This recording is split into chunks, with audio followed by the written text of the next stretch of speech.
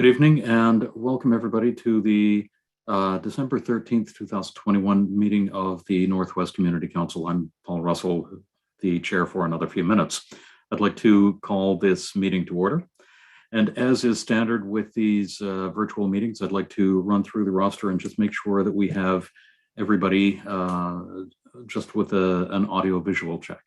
So let's start with District 1 and Councillor Daigle-Gammon. Good evening. Good evening, Mr. Chair. Good evening. All set for our meeting. Super, thank you. District 13, Deputy Mayor Lovelace. Hello, good evening. Great to be here today. Good stuff. It is. District 14, Councillor Blackburn. Hello, good evening, everybody. Hope everyone is doing well. Thank you. And District 16, former Deputy Mayor Outfit. Thank you, Mr. Chair. Good evening to all. Happy to be here. Okay, thank you. I'm going to hand the meeting at this point over to our clerk, Andrea, for the election of chair and vice chair. Thank you, Chair Russell. So I will start with the election for chair by opening the floor for nominations for the position of chair of Northwest Community Council. I'm happy to move Paul Russell unless somebody else wants to. I'll second that. So we have a mover and a seconder for the nomination of Councillor Russell to continue as chair. So Chair Russell, do you confirm that you wish to continue to reoffer as chair? I do, thank you. Okay, thank you very much. So I'm going to call for any further nominations 3 times. Any further nominations, number 1. Any further nominations, number 2. Any further nominations, number 3?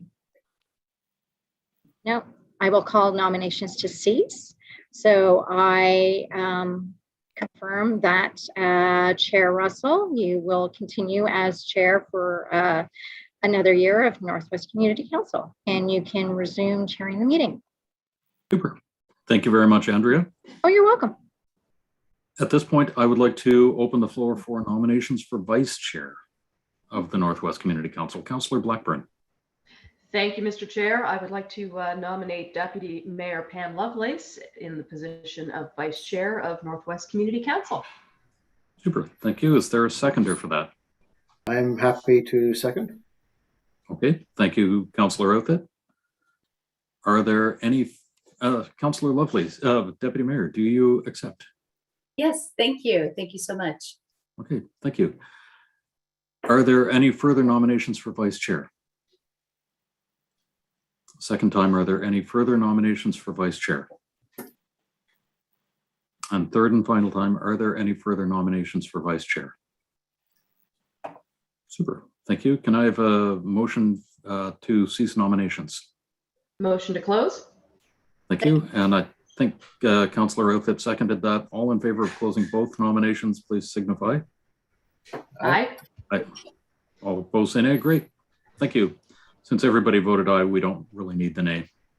The next item on the agenda is the tabling of the 2021 annual report. Andrea. I don't have notes about this. I don't have notes about this. Is there a presentation or is it simply a discussion? No, there's no presentation. So basically it's a tabling of the annual report. If there would be, if there had been individuals who had signed up to discuss, to participate in the public participation piece, then we would have those speakers speak to comments or questions that they had about the annual report. But we did not have any registered speakers for this portion of the meeting. So at this point, it's just a matter, if there's any corrections or additions that want to be made, we could do that. Or it could just be simple approval of the accepting the annual report as presented. So shall I make the motion? Please do. I move that the Northwest Community Council accept the 2021 Northwest Community Council Annual Report as presented. Second. Second. Oh, Kathy. I think Kathy beat me. That's fine. I think she did. Councillor Daigle Gammon seconds that. Thank you very much. Thank you. Is there any discussion? Are there any questions on this report? The only thing I'll say is, wow, we did a lot. So good work, everybody. And it's really great to see the public participation in this process. You know, that is so important. That's why we do what we do. So appreciate everybody taking the time to participate. We did it all virtually possible, right? Absolutely. No, it's interesting to see that the meetings from December through September were virtual meetings, and yes, they are continuing. We are working on the best way forward to see where we can have in-person meetings. We don't have the technology set up for that Which has yet. gotten a little bit more complicated as of today. It really did. Yep. Yeah. Okay. If there are no questions about the report, then are you ready for the question? Call for the question. All those in favor of the motion to accept and table this as presented, please signify by saying aye. Aye. Aye. All opposed, say nay. Great, thank you. The next item on the agenda is the approval of the minutes of October 4th, 2021, November 8th, 2021, and November 17th, 2021. Can I have a motion for those minutes, please? So moved. Thank you, Councillor Daigle Gammon, and thank you, Councillor Out for seconding that. Are there any errors or omissions in the minutes of October 4th, November 8th, or November 17th? Seeing none, all in favor, please signify by saying aye. Aye. Aye. All opposed, say nay. Great, thank you. The next item is the approval of the order of business and approval of additions and deletions. Now, an email was sent around a little bit earlier. Andrea, would you like to take it from here? Sure. So I can confirm, Chair Russell, that we do not have any additions or deletions to tonight's agenda, first off. But I had emailed members to suggest that we consider reordering the sub-items in item number 13.1, which is staff reports. I would suggest that we consider, given the fact that we have 2 public hearings this evening and a lot of agenda items, I thought that it might help to focus on the items that need to are top priority first. So first I have 13.1.6, the approval of the meeting schedule, followed by 13.1.2, which is case 21639, followed by item 13.1.5, case 22670, item 13.1.1, which is case 23662, item 13.1.3, which is case 22218, and finally, item 13.1.4, which is case 23532.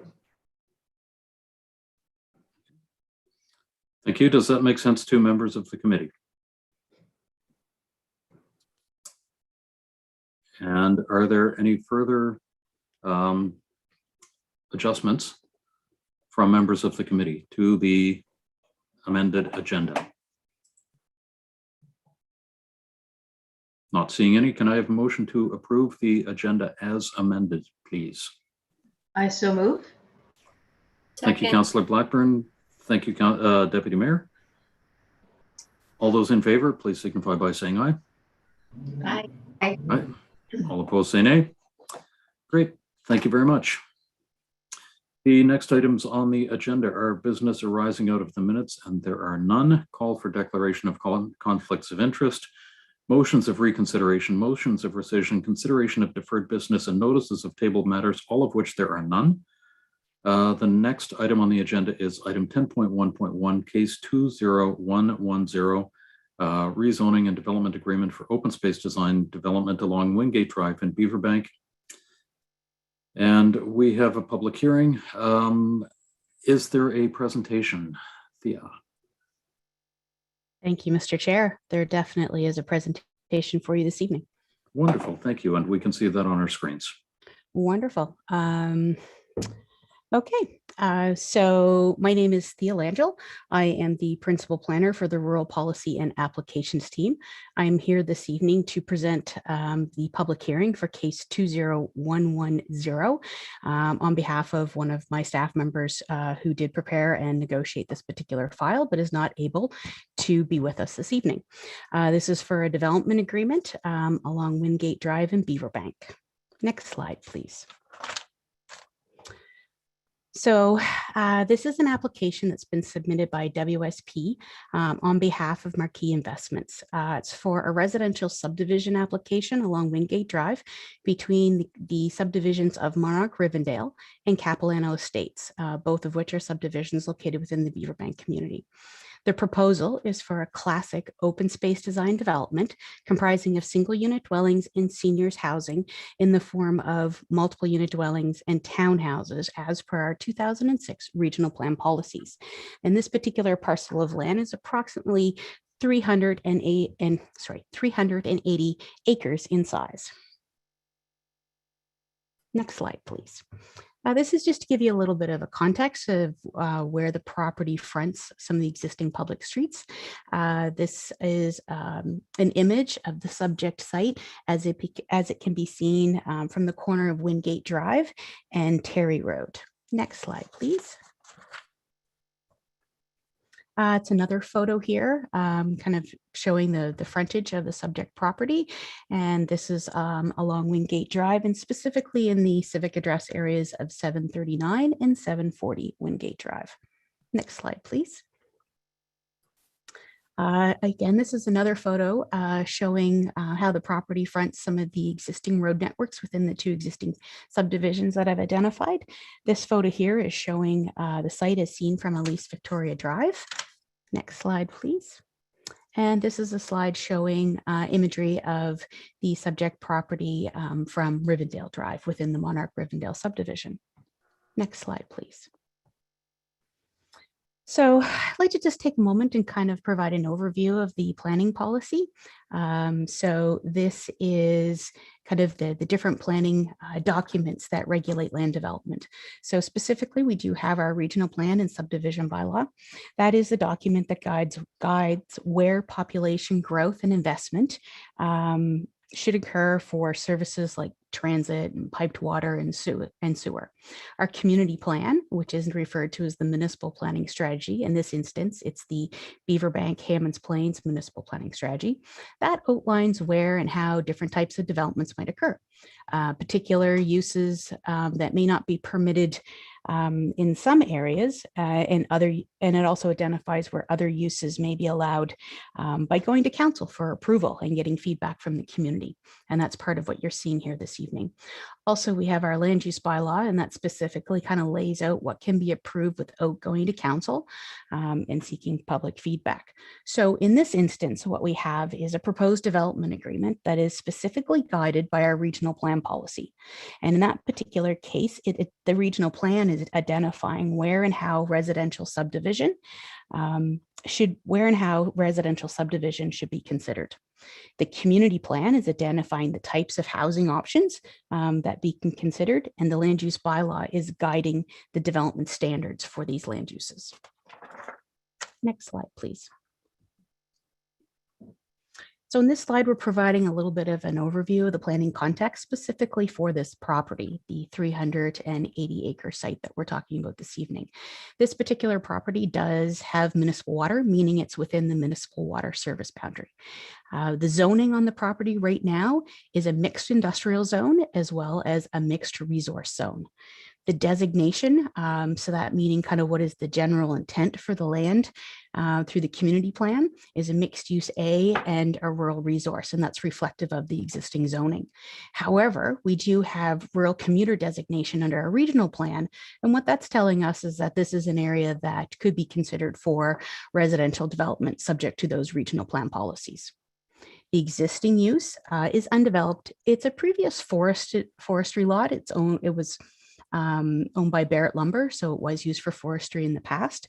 And there is informal trails throughout the property, as well as an existing telecom tower that's on the property as well. So the enabling policies, so the things that council needs to give consideration here this evening, and what it is that staff does the evaluation of the proposal under, are the policies that live within the regional plan. And they're policies S15 and S16, and they're referred to as our open space design policies. And in this particular instance, we are looking at policies from our 2006 regional plan. And I'll explain in a few minutes why that's the case. Next slide, please.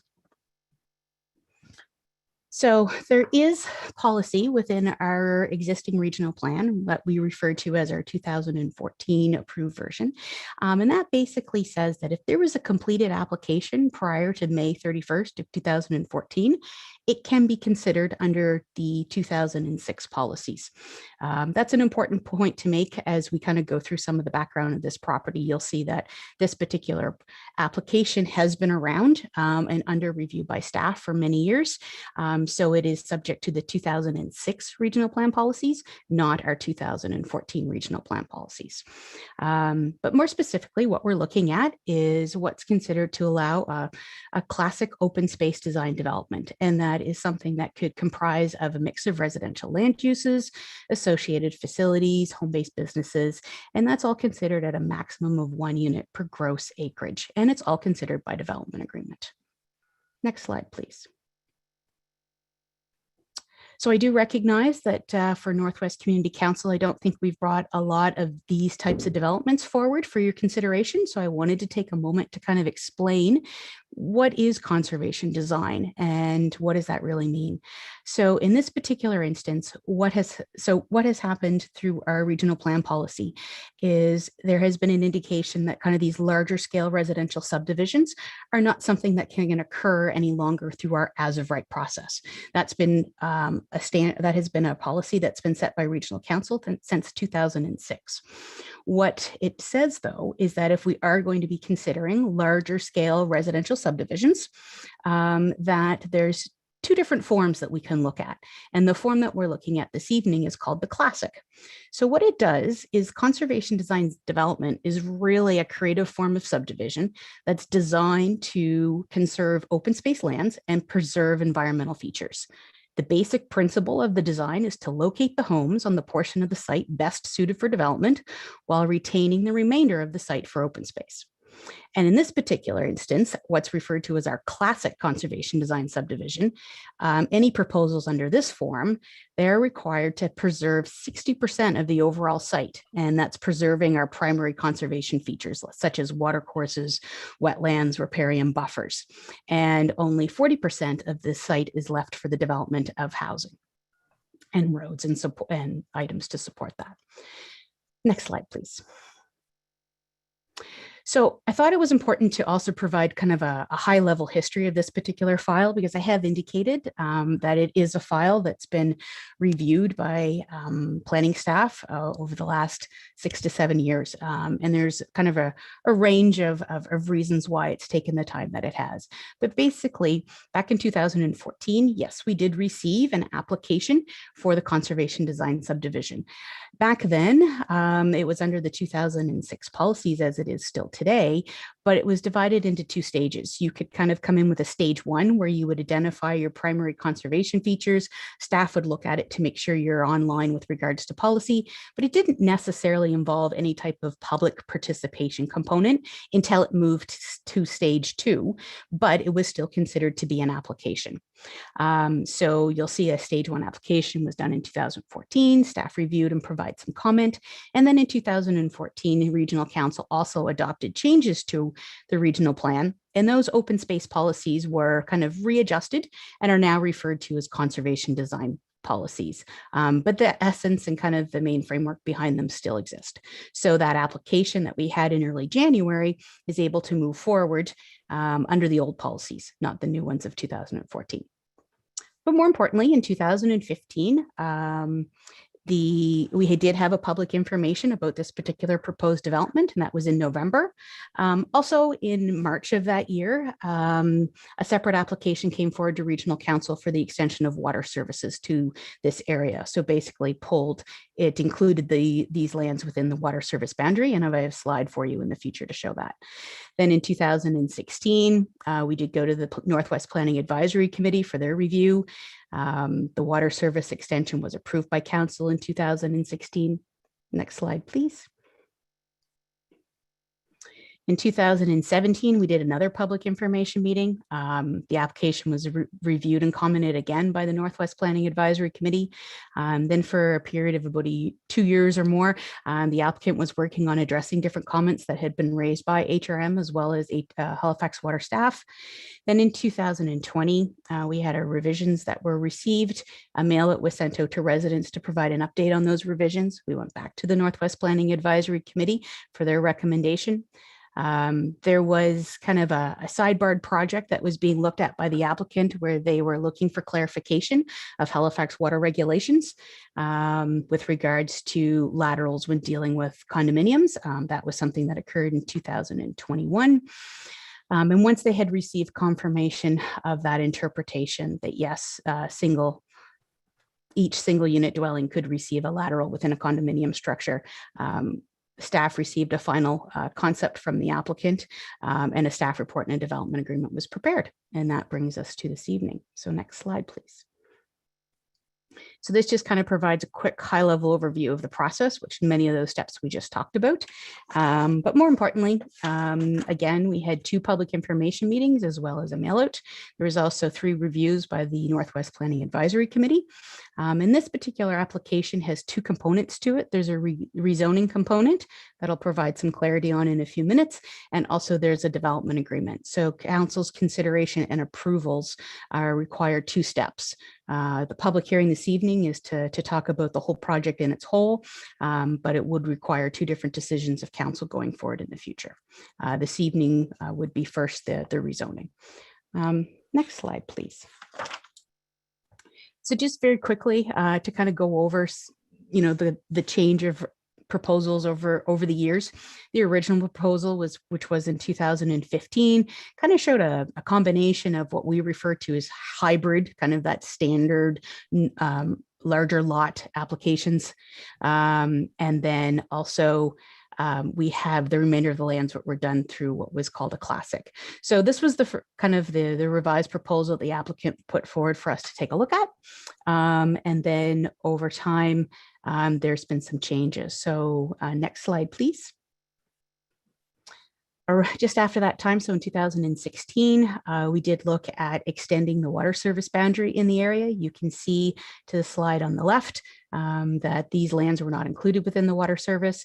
And then in 2016, council did approve the extension of the water service boundary for these lands. So now all these lands are within that municipal water service boundary. Next slide, please. Also, there was some revised proposals that came through in 2017. And next slide, please. There was, again, in the next series of slides, just kind of showing some of the different changes that happened over time, where they were looking at different road connections, different housing configurations in terms of how many single unit dwellings would be along the roads. Next slide, please. Then there was another proposal that was provided in 2019. All of these proposals have a total unit count of somewhere between the 350 up to the 375 in terms of total number of units. That was the revised. So this was a revised plan in July of 2019. This was when they were still working through some of the challenges they saw with the interpretation from Halifax Water with regards to laterals. And then once that was resolved, they came forward with their final concept, which we'll see in a minute. Next slide, please. And this was a revision that was provided in March as a result of the comments that had been received to date. Next slide, please. And this is what we had, that last proposal is what was kind of sent out for community consultation. This particular slide is just kind of showing an overview of consultation over the last several years. You'll see that we did have the 2 public meetings, some notification, significant website views of the application, and then more specifically leading up to tonight's public hearing, we did notify about 215 people. I myself did not receive any direct phone calls leading up to the public hearing, but I do know that there's a fair amount of correspondence that has been sent directly to the clerk's office for this particular meeting. So that's what this data is showing here. But also, I think for council's information that we did have 380 unique views of the website leading up to the public hearing as of Friday, and the average time was about almost 6 minutes. Next slide, please. So all this information has been collected over time. There's been a range of public feedback in terms of the density of the housing mix. That includes seniors housing as a form in townhouses and multis. There's concerns raised with regards to traffic impact and the local road connections, environmental impacts, proximity of the wastewater treatment plants, school capacity, property values, lack of transit services, and impacts due to construction activity. So these were comments that staff has definitely heard over the span of this particular application. And several of these, we try our best to try to incorporate resolution to these issues within the development agreement. Some of them would be outside the abilities we have through the yard development agreement process. Next slide, please.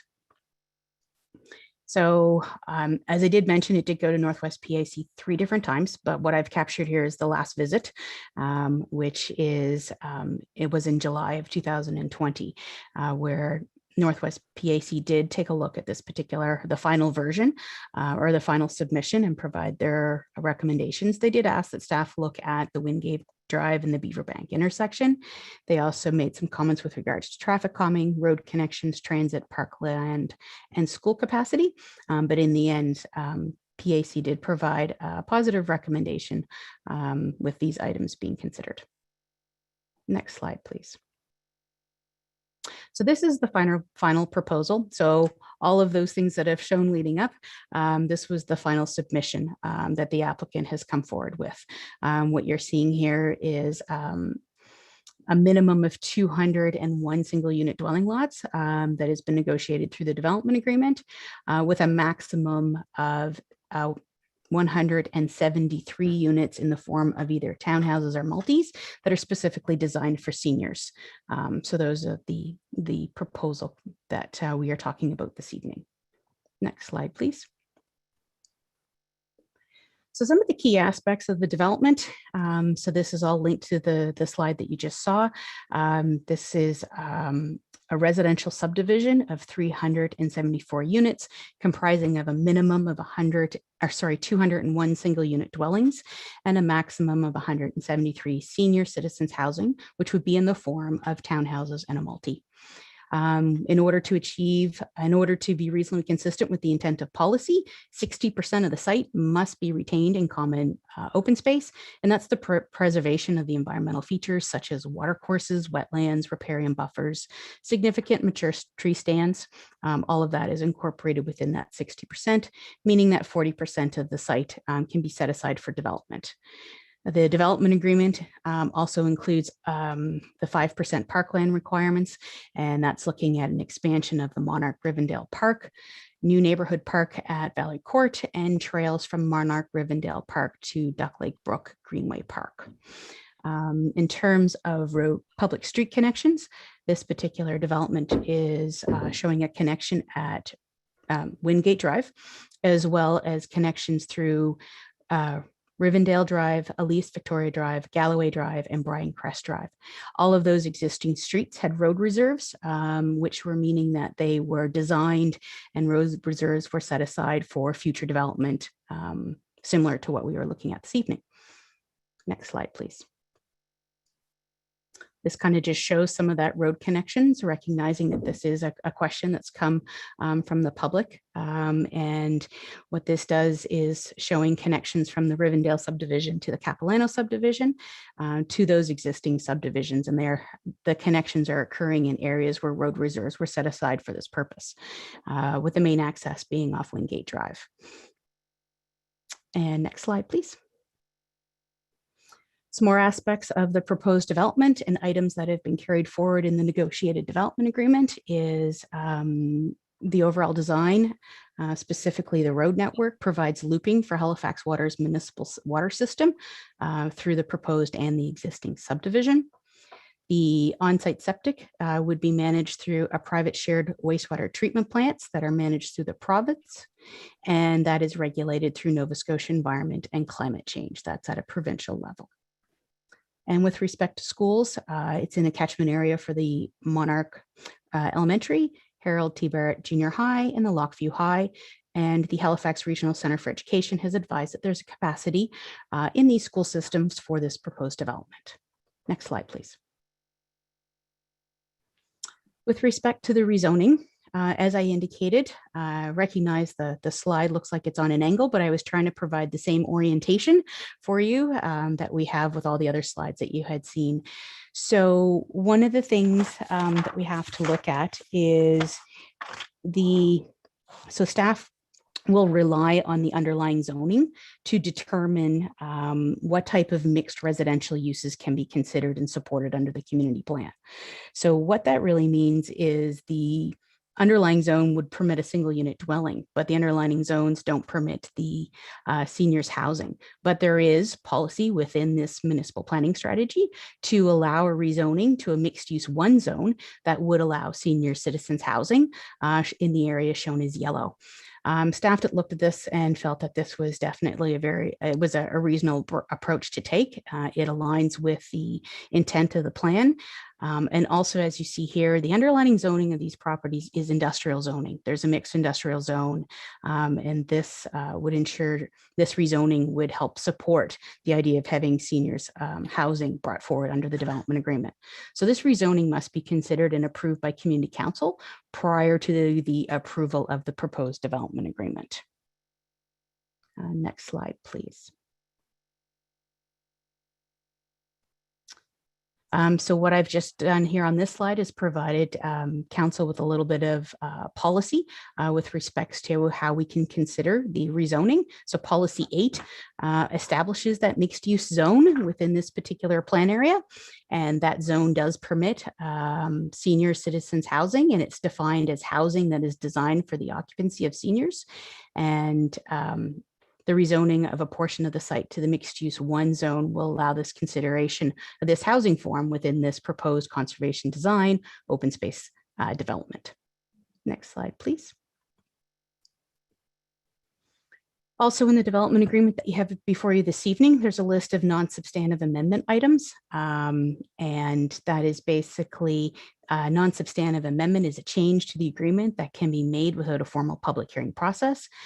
Instead, it's something that council can consider through resolution. So what I've done here on this slide is for council is outlined the items that can be considered as non-substantive amendments if this development agreement is approved.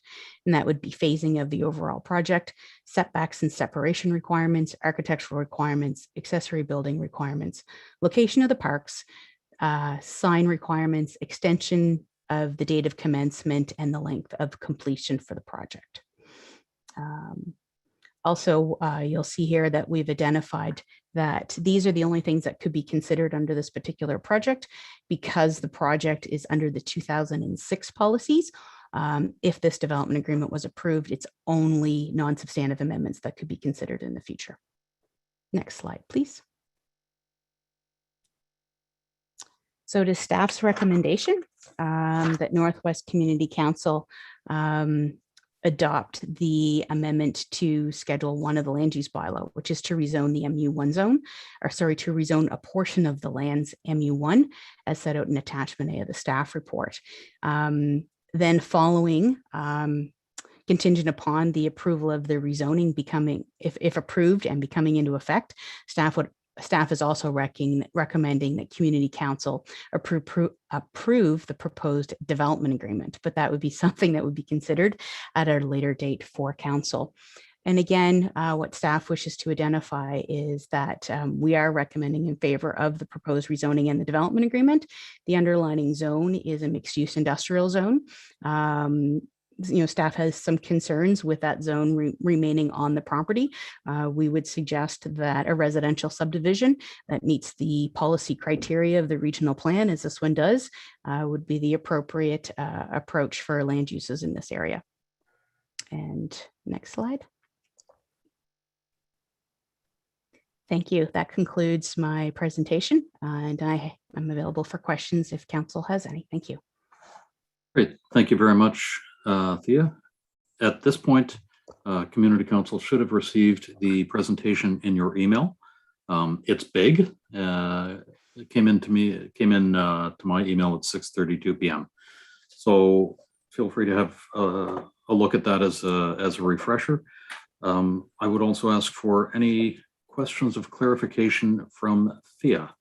And go ahead, Deputy Mayor. Thank you so much for this presentation. I just have a question about the 60-40 split. And I'm wondering if you can, I did see the list in the presentation of the different items, or I guess features, environmental features that we've defined in that conservation design. And one thing I wasn't clear on is where parkland fits. And just if you could, Thea, just speak to that. I'm assuming it's within that conservation zone of the environment, but at the same time, there are, assets that are not natural in a parkland. So just wondering if you can please speak to that. Definitely. Through you, Mr. Chair, to the Deputy Mayor.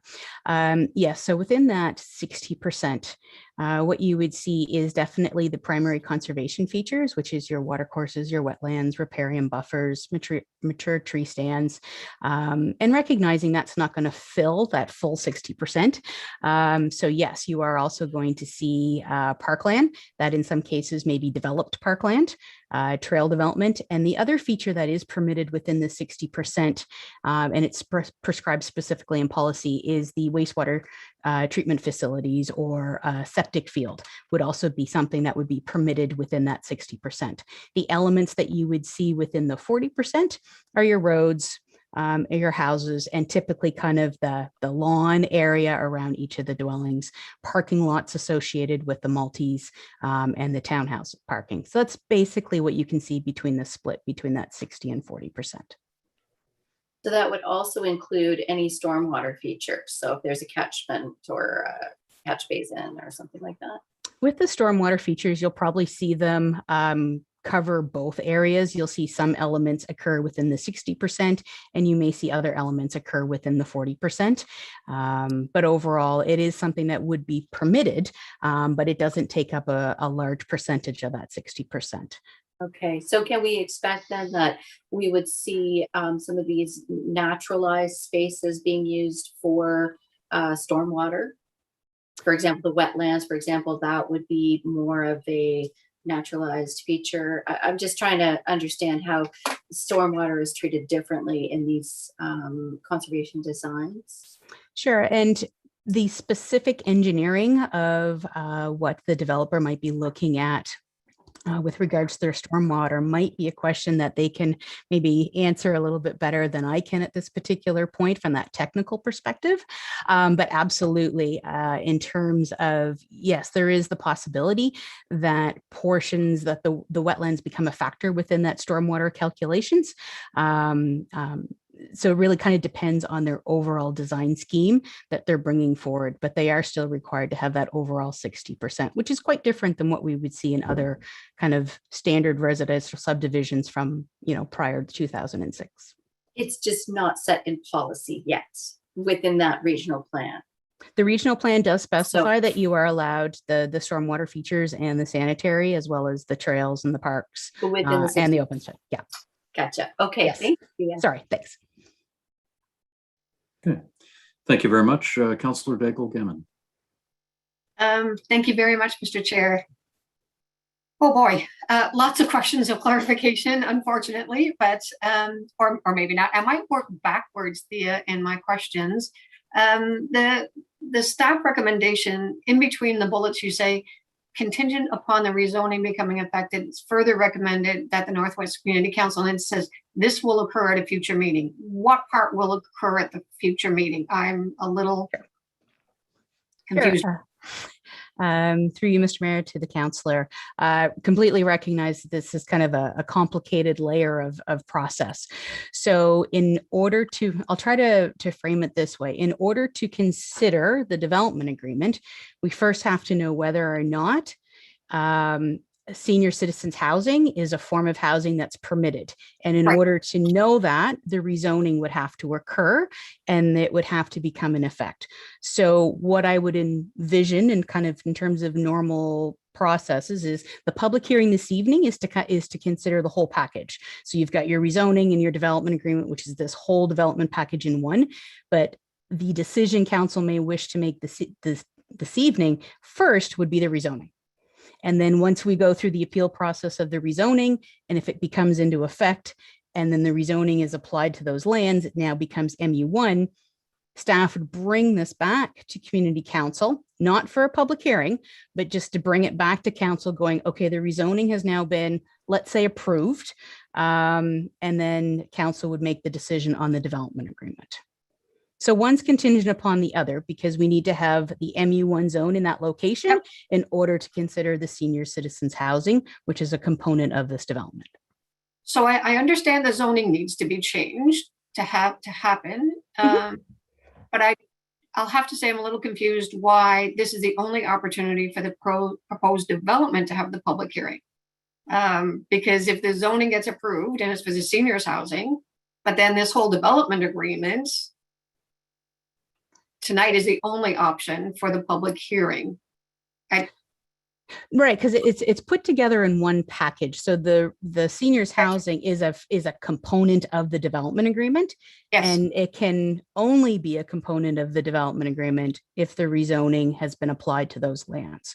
So Okay. So it's one of those ones where instead of kind of recognizing, we were trying to simplify it in terms of recognizing this is one full project. It's got all the components of it, but in order to achieve those components, 2 steps are required. Thank you. Okay, I've got it. Okay. The future meeting thing got me a little confused for a moment. So some of the questions for clarification, one would be the traffic study that was done in this safety report, that was done in 2016.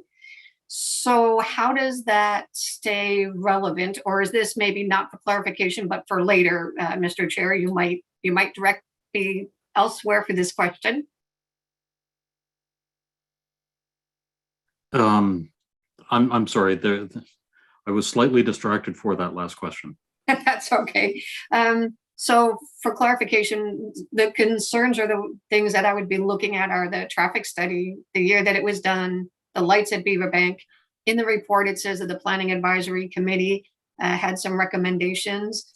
Some of them were met, but not all of them. So the intersection at Beaver Bank and Wingate was one. The no cut-throughs was another. And then the parkland was a question. And I think the other, maybe for clarification for me, would be the wastewater treatment plants. What is the buffer that is from that plant to the neighbors? Like, I think you could throw a rock from a property owner in Capilano over to where the wastewater treatment plant. And I'm just wondering, what is the distance that is recommended, and is there a buffer between them? Through you, Mr. Chair, to the councillor, with regards to the wastewater management treatment plants, those are regulated through Nova Scotia Environment and Climate Change. I'm not quite sure if they have a specific setback requirement to a nearby dwelling. The way that the development agreement is drafted is suggesting that provided those requirements that at the provincial level are met, that would have to be adhered to. It may be something that comes through in the presentation of the applicant, which is, I believe, coming up soon. I know they do have some more additional information about the wastewater treatment plants. And because at the Provincial Advisory Committee for 2020, it said an updated traffic study for the intersection. And has that been received? Not to my knowledge. I know for this particular application, there was a traffic study and 2 addendums done, and then some specific questions were reached out to internal staff to better understand kind of the status of the Beaverbank Windsor Junction Crossroad. That information was captured through the staff report. And what we had at the time of drafting this report and development agreement is that there was no additional concerns at this point. Now, if there's a new study that's being looked at, that is all part of what staff would have to be giving consideration to. In terms of being aware of possible developments that council may say yes to or no to. But in terms of the report, the information that we have in front of us when preparing this report was sufficient in terms of the intersection, and upgrades were not necessary. And that was 2016.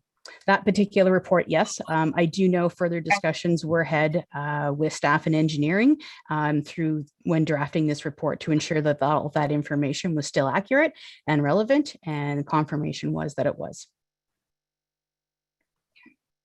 So I think that's all for clarification now. I'm sure I'm going to have a lot more later. Thanks. Okay, thank you very much. Councillor Blackburn. Thank you very much, Mr. Chair. Just a quick question about the wastewater treatment plants. So you've indicated that that is provincial jurisdiction, and he's at the door, isn't he? You can see him. He's at the door. Sorry about that.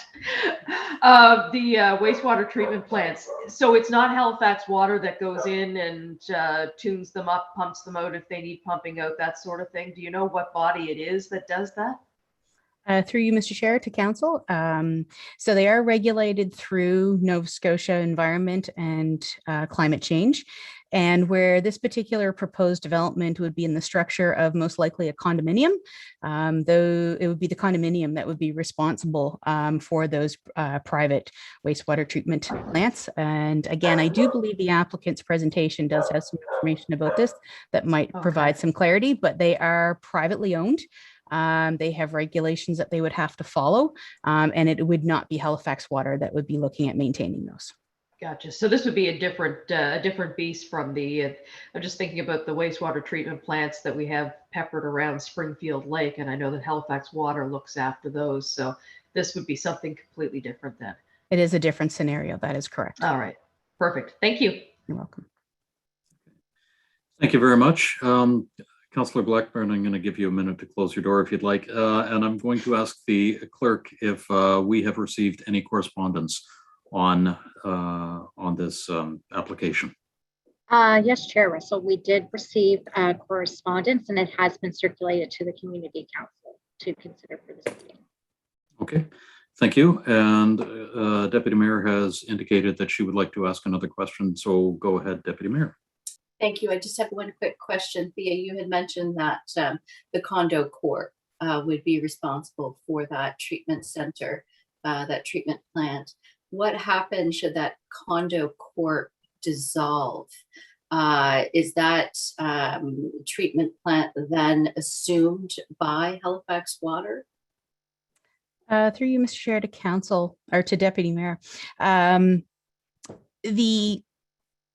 The way that this is my understanding of the way that the kind of condominium bylaws and regulations are administered is that they would have to have contingency plans built within their condominium bylaws to ensure that there is proper funding and upkeep for such a facility. It's quite different than what we would have seen 20, 30 years ago with these types of facilities. And also it's my understanding that the province has annual upgrade requirements for these facilities as well. So they're a little bit more carefully monitored than maybe they have been in the past. But more specifically with respect to the condominium, there is contingency funding that is required to be built into their bylaw to ensure that they're able to manage and upgrade these on a regular basis if needed. I'm not aware of a scenario where if the condominium failed, that HRM would be, looking to pick those up. That would be a different review. And I'm not aware of a set of circumstances that I could kind of use that as a parallel example. I know there's definitely been some in the past through a different set of circumstances. But in this particular case, I feel like there may be some other regulations that are now in place to try to ensure that that doesn't happen going forward in the future. Thank you. I do think it's something that we need to be aware of, considering the changing requirements and regulations, especially at the federal level. So, we want to just make sure that there is a contingency plan. So thank you for that, Thea. Thank you.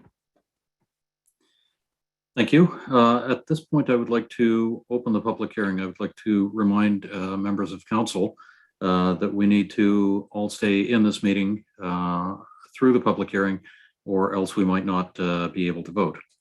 And I'd like to thank everybody for joining us today for the public hearing. The order of the events for the hearing was the same as a regular public hearing. We had the staff presentation. We talked about the correspondence. In a couple of minutes, I'm going to give the applicant an opportunity to present via Zoom, and then we will go to the public hearing speakers list. As a reminder to all speakers and those watching from home, in order to have signed up as a speaker, the deadline was 4:30 p.m. the day prior to, the business day prior to the hearing, which was Friday, December 10th. And there are 8 speakers registered for this public hearing. At this point, I would like to invite the applicant, and I believe we have Jess Harper of WSP on the line to make the presentation. Go ahead, Jess. You have 10 minutes. The floor is yours. Great. Thank you very much. Can everyone hear me all right? Yes, we can, and we can see the presentation. Great. Thank you very much. So good evening. Thank you to the members of the Northwest Community Council for having me here tonight. My name is Jess Harper, and I'm a senior planner here at WSP, and I'm here tonight to speak on case 20110, which is a 374-acre open space development agreement and rezoning application. I also just want to point out as well, I do have the developers with Marquee Investments here with me tonight to answer questions and clarifications if those happen as well. Next slide, please. So here is the key map indicating where the proposed Wingate Village development is located. As already mentioned, it's located adjacent to Wingate Drive in between Marnock Rivendell Estates and Capilino Estates in Sackville area. Next slide, please. I won't spend much time talking about policy, and Thea's already have that covered. Just kind of to reiterate kind of on what Thea's already talked about, that this application is permitted under the policies within the 2006 regional plan. The proposed site is designated rural commuter, which does permit the residential development. Next slide, please. So this slide here just shows what the existing zoning is on the site today. You can see that fronting onto Wingate Drive for over half the site, we do have a mixed industrial zone, which it does permit things such as heavy machinery sales and service, transport and maintenance facilities, storage yards, cannabis operations. And then toward the rear of the site there, if you were to keep coming down from Bryancrest and Galloway, it is a mixed resource zone, which does permit a mix of residential units, such as single unit dwellings and mobile dwellings, as well as there are some agricultural uses, forestry uses, and cannabis operations uses that are permitted as of right on the site. Now, the developer in this case, as Thea has already mentioned, that this site is more suited for residential development, and so that's why we are here today. Next slide, please. So again, briefly, just to reiterate what Anthea was mentioning. So a classic open space design preserves the sensitive areas by clustering a maximum of 40% of the site together, which is where you can have your units and have your roads. And we preserve 60% of the site as common open space, which, as mentioned, is including parkland space and can include some of the stormwater facilities as well. The allowable density here, also in a classic open space design, is 1 unit per acre. Next slide, please. So kind of already briefly touched on, these are kind of a list here of the primary and secondary conservation features that are looked at when you take these kind of developments into consideration for the open space. Now, I do want to note that open space developments are probably the most studied form of suburban and rural development that we currently undertake here within HRM. So you do have to look at all these different things, and these already talked about it with the watercourse setbacks, the wetlands, the floodplains, when placing that 40% of the development area within the open space design sites. Next slide, please. So I just want to share with you what the objectives here for the Wingate Village development are. Marquee Investments takes pride in providing housing for young families, empty nesters, and senior citizens. Marquee has tried to provide a superior development with 90% of these single family homes having a green belt located in behind them. Marquee recognizes the importance of providing housing for seniors close to where they raise their families and where fond memories exist. Now, to meet these needs, the developer is proposing an 18.5-acre seniors campus, which will be complete with walking trails, community gardens, and other desired amenities. And just kind of a comparison here, the apartment buildings of a comparable size as what's being proposed here on these lands are typically built on 1.5 to 2 acre size lots. Now, the senior citizen housings will not increase the peak hour traffic at the intersection of Beaver Bank and Wingate Drive. And by locating the seniors campus near Wingate Drive, Marquee has lessened the opportunity for that interconnection between subdivisions. Next slide, please. Now here's the first of kind of 3 design iterations I'm going to show here tonight. There's been several other design options. As stated, this project has been ongoing for a number of years now, so there has been a few design iterations that have taken place over that course. This here is with the original from 2015. Now it does show a mix of that hybrid and classic housing forms, which are not permitted, which then would have led to more design iterations in the future. Next slide, please. So you can see where the design went to from previously shown where it was the mix of hybrid and classic to now here we're into the classic form. So this shows where the development would have proceeded. And you can still see in this one, which you'll see in the next slide, that not all the proposed roads throughout this development are all connected together. So you'll see that that was one of the revisions that came here to the site plan that is being proposed now. Next slide, please. So here is the current proposed site plan that is being proposed, that's also included within the development agreement. So I just want to note out some of the major changes that have taken place over the time since this application first started that were to address some of the community concerns.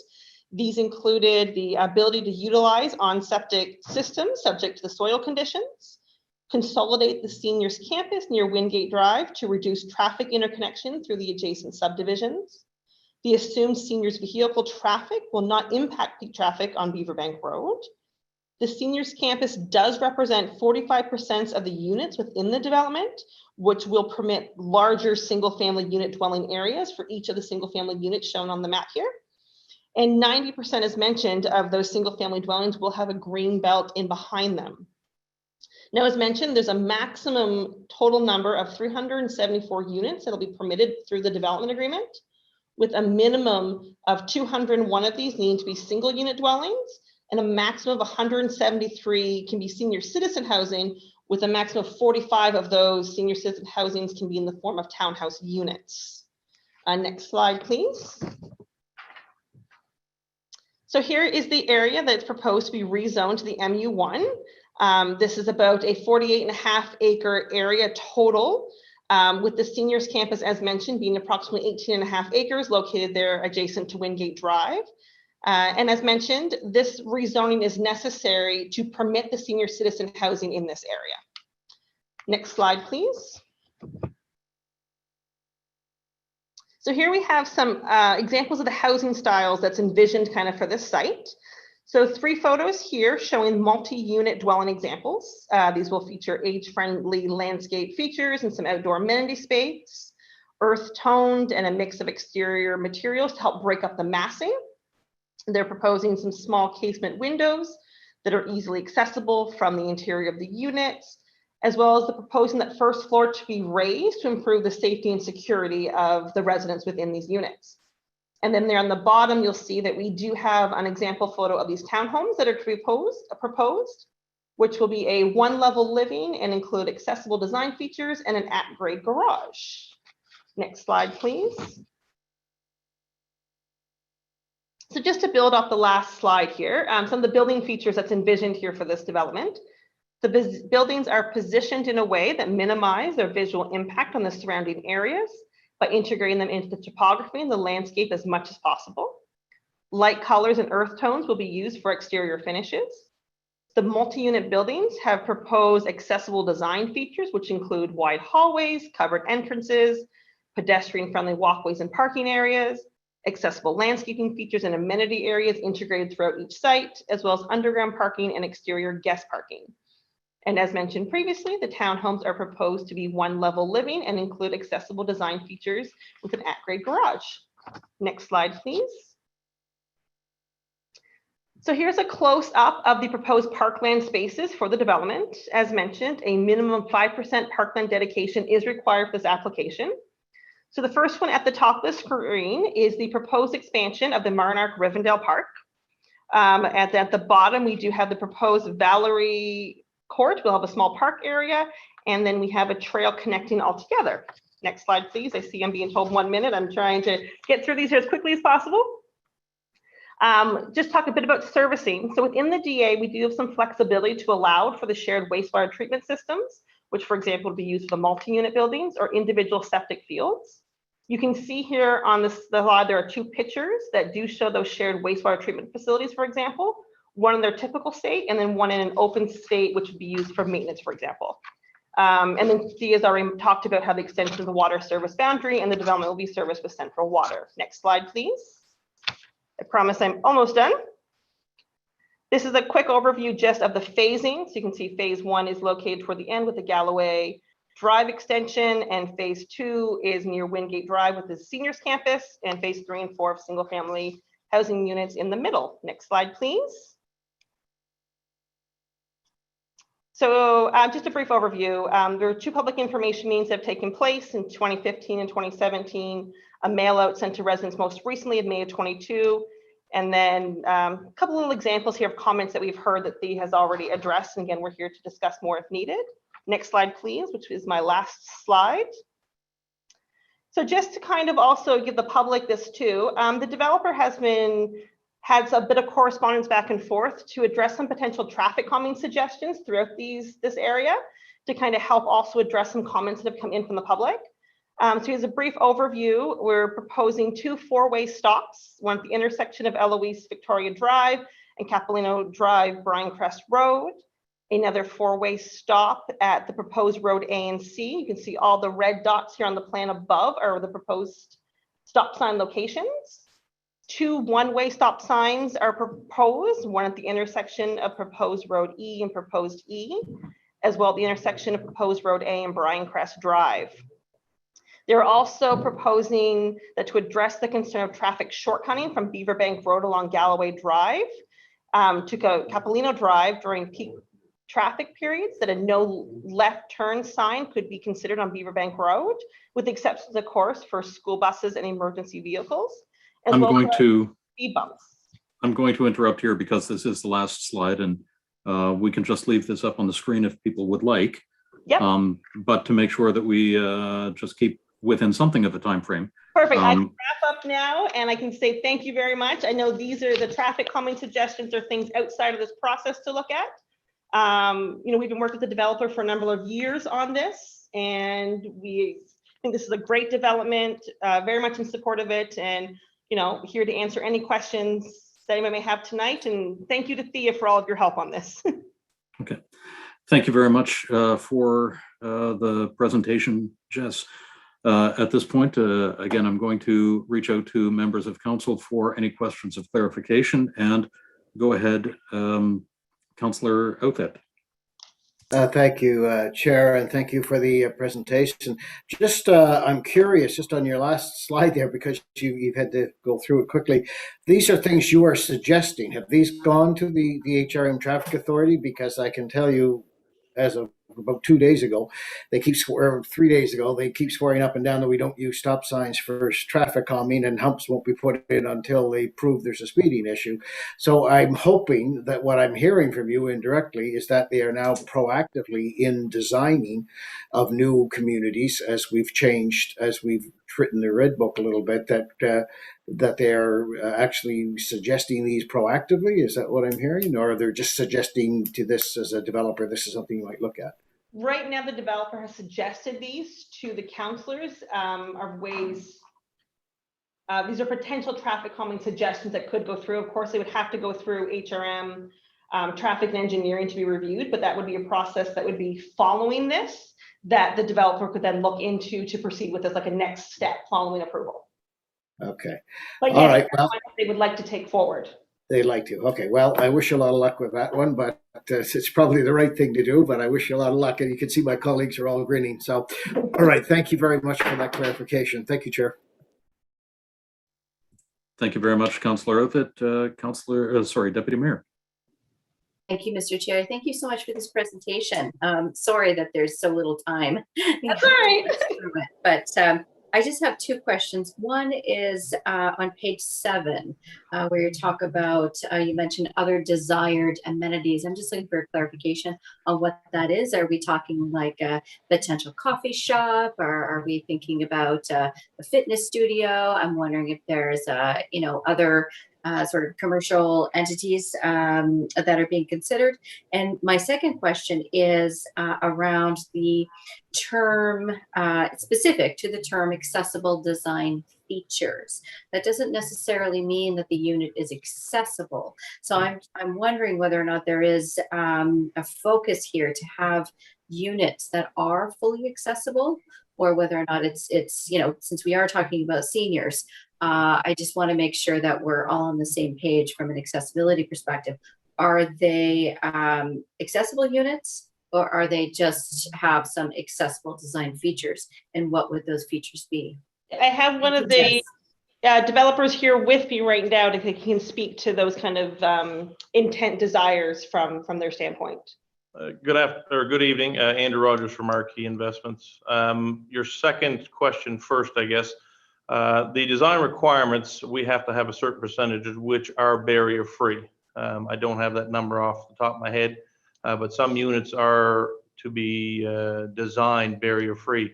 The remaining units will be certain design requirements by the Canadian Building Code, which are required for seniors housing, they could be wider hallways, different style handle doors, things to that extent, but they are, I believe there's language in the development agreement for those that we have to meet those minimum requirements.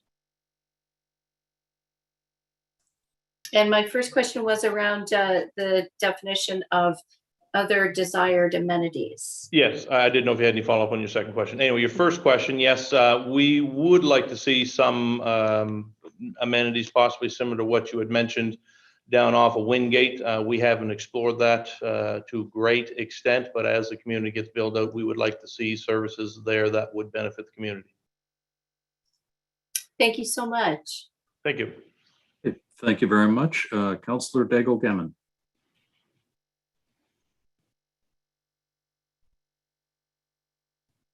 There, now I'm unmuted. Yes. Thank you very much. Thank you for the presentation, Jess. One of the things, or a couple of things, I guess backwards, the potential traffic calming suggestions just being suggestions. So whether traffic services would say yay or nay to that is a mystery at this point. But the traffic concerns are pretty significant coming out of Beaverbank and here as well. So the traffic study, have you done, or is there an updated traffic study since the 2016? So I know Thea briefly mentioned on this, there have been a couple of addendums that have gone in that were submitted to HRM. They did a sight line distance memo in February 2020, and then there was an addendum that was submitted with updated concept plans in June 2020 that would have gone to HRM. And then as Thea said, as we were working through these final bits of the process, it was determined that based on the initial traffic study was completed and these addendums that followed, that they were sufficient and the information was still accurate enough to continue forward.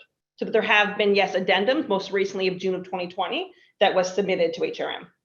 But an addendum is not an updated traffic study though, right? No, it would be additional information that would be to go with the original one.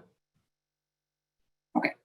And have we or members of the public, we've seen those addendums? Thea, correct me if I'm wrong, are those all posted on the HRM application website? Mr. Chair, I'll actually have to go take a quick look at our HRM website while we're having this hearing, and I'll have to loop back with the answer for that question. Okay, thank you, Thea. So another question, I guess, would be in the reports and where the wastewater treatment facilities will be, although approved by the province, they're conceptual at this moment, but they may not be as they are shown on the images we have in front of us right now. Is that correct?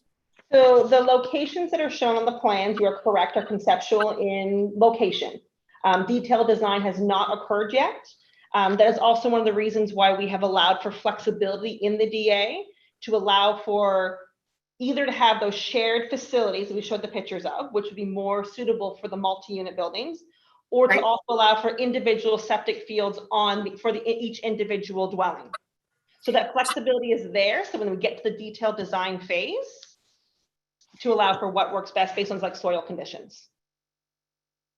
So to be clear, then what we're looking at may not be what exists at the end of the day, because are you saying the developer says that it's possible to have for the 201 units that they may have their own on-site septic and there will not be a need for the wastewater treatment plant?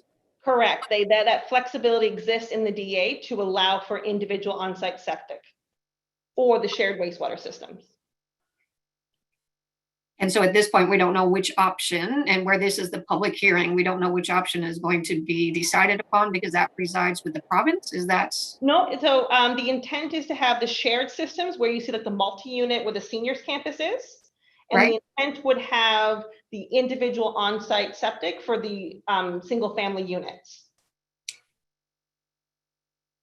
And so if I looked at your, at the end down towards Bryan Crest, where you have a wastewater treatment facility opposite of where the seniors units would be. So it is possible that that may not exist. It's possible, correct. That'll get flushed out during the detailed design following approval. Okay. I think I got this. Because that's a big issue, right? People, that's a big issue for us to look at that. No, the developer does have a couple things they can add on to that might be helpful if that's helpful. Thank you. Andrew Rogers here again. Our desire is to have more traditional on-site septic systems. We've engaged an engineering firm to look at preliminary reviews of those. They're quite confident that we can get, your traditional 13x9 sloping sand filter on those properties, and they will work within the confines of our 60-40 split. So we would prefer to have those systems. I think there's better uptake in the community for that style of system. It's what's there now. We know there's some concern over the larger facilities. We lay those out as a second option. Our intent would be to have the smaller standalone unit. That way, some of the issues that were raised before with fails or condo corps and this, that, and another thing, we mitigate all that liability. We don't know that until we get to the detailed design phase where we go and do perk tests and soil tests on each individual lot. All signs, preliminary signs point to that capacity. Whether it's a 50% uptake or a 90% uptake, I can't give you that definitive answer now. But as the developer, we prefer that approach. I think there's a better uptake both in sales and in the community itself, and we mitigate a lot of that, the issues and concerns that you and your residents have expressed this evening. I take some comfort in that. Thank you. And my other question will be around the construction. I know it's phased in, that you have it, and I guess there's a concern around the vehicle and construction activity. would there be a way to have a construction road done so that you don't have cut through a subdivision for all of that traffic? Is there any appetite for that? Or is there, I didn't see anything in the phased plan, so I was just wondering where that might exist. Andrew Rogers here against Councillor Gammon. Right now, there are permitting requirements needed to go through the phasing as we cross different brooks and different things like that. So the phasing's been laid out, in a fashion so that those things can take place in appropriate fashion. We have not looked at an internal construction road. Quite frankly, it would be difficult. The access to phase one, I think there may be 40 houses up there, is just an extension to where there was construction up at the top of Rivendell. Most of the road construction itself would be internal, only when you would see, when we go to pave the road or something like that, where you would see additional heavy truck traffic outside of, the construction of the homes themselves. Okay. As we move down to the lower section, phase two, at that point, we should be in a position to have permits for connections to Wingate Drive, crossing over Duck Brook, and then we will work from Wingate Drive back. Okay. I know I had another question and I'm trying to find it, sorry. I guess it's around the lights at Beaver Bank and the traffic and the cut throughs and diverting traffic, but you've got some stuff there in your slide, so I guess I'll wait now. Thank you. Thank you. Mr. Chair. Yes, go ahead, Thea. Yes, thank you. So I have been able to check on the active planning application webpage for this particular planning application, and there is listed there the original TIS, the 2 addendums, as well as the sight line analysis, which are all the ones that Jess has referenced in her presentation. Thank you. Thank you. Thank you, Thea. Thank you very much for that clarification. I don't see anybody else who is from council who is looking to ask questions of clarification. I'm going to proceed by unmuting myself first. I don't see anybody else from members of council who is looking to ask questions of clarification, so I'm going to proceed with the public speakers. As a reminder, any member of the public who is registered with us with the clerk's office on this matter will be given 5 minutes to address the topic. When I call your name, you may unmute your mic and begin speaking. Each speaker is asked to begin by stating your name and the name of the community in which you reside for the record. Please keep your comments respectful, on topic, and directed to me. Once you've finished your comments and answering any questions of clarification from the members of the council, please leave the Zoom meeting and watch the rest of the meeting using the webcast. The link is available on halifax.ca. At this point, there are 8 speakers who have been registered. The first 3 are Trevor Clooney, Helen Scammell, and Sheldon Benoit. Trevor, are you with us this evening? I am. Beautiful. Thank you. Go ahead, Trevor. You have 5 minutes. Okay, thank you, Chair. Good day. My name is Trevor Clooney, and I live with my family in Capilano Estates. First, I am pro-development. However, development has to be in line with the policies established to protect the residents that are most negatively impacted by planned developments. To that end, the policy in question from IM 15 states, in considering development agreements, HRM shall ensure that controls are placed on the proposed development so as to reduce conflict with any adjacent or nearby land use by reason of traffic generation.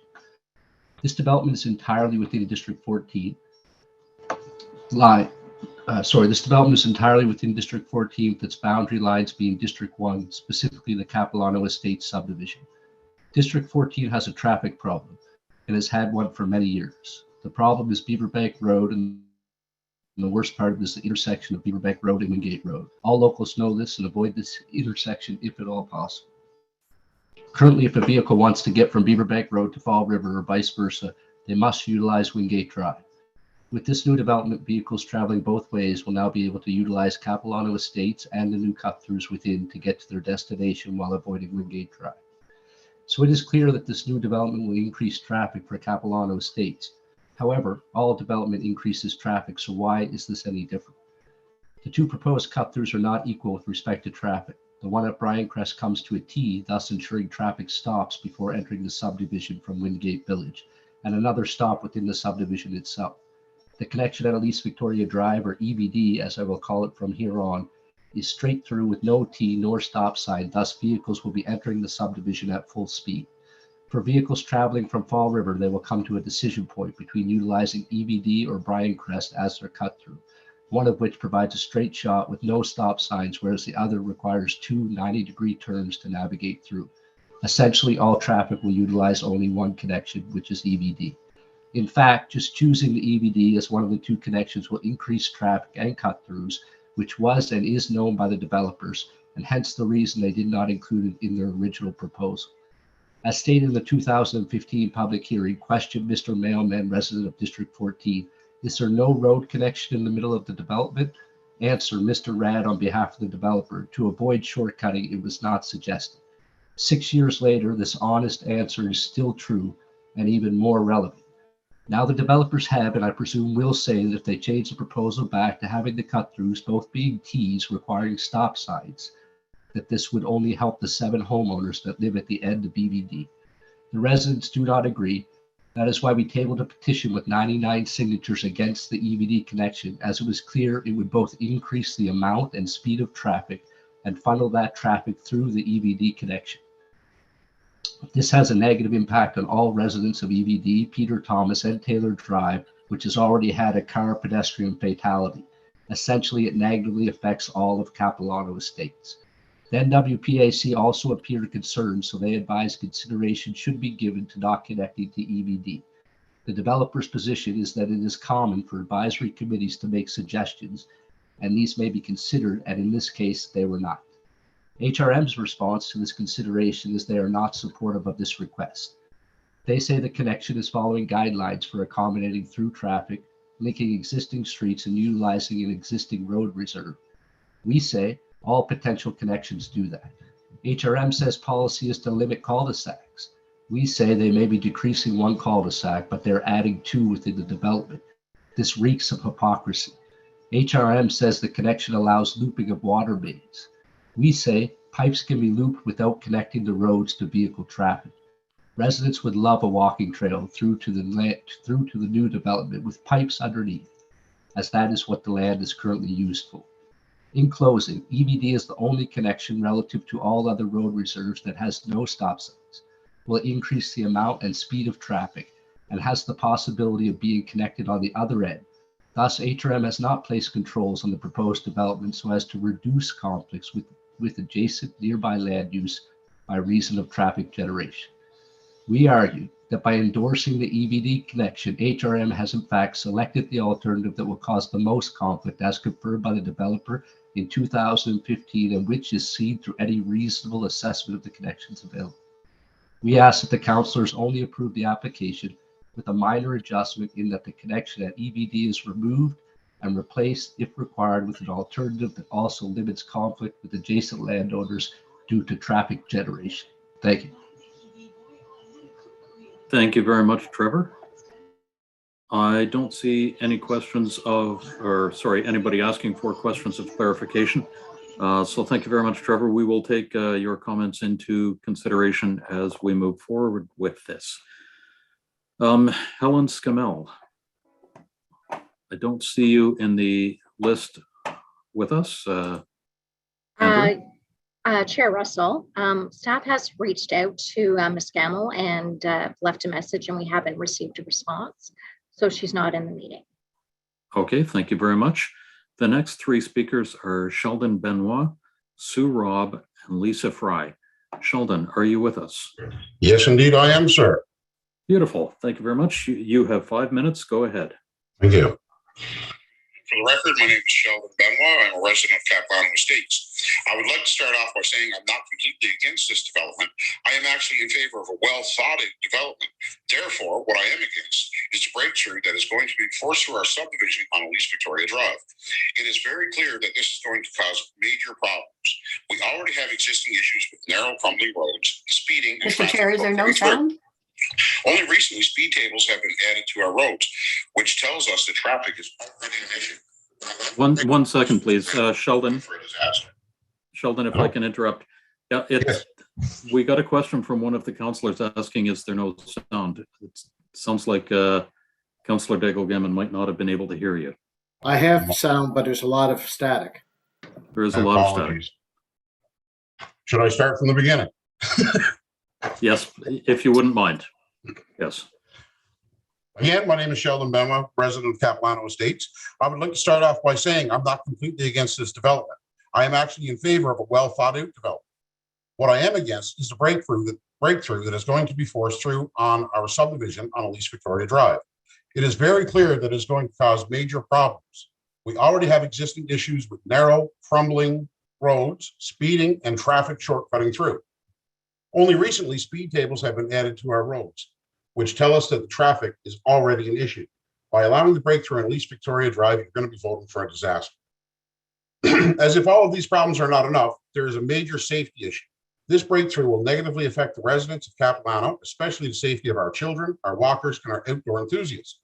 Speaking of safety, on November 12th, I sent an email to the city and area councillor, which stated there was a heavy increase in traffic in the subdivision and a fender bender because of the missing stop sign. There were 9 cars at one point on Elise Victoria waiting to turn on Peter Thomas.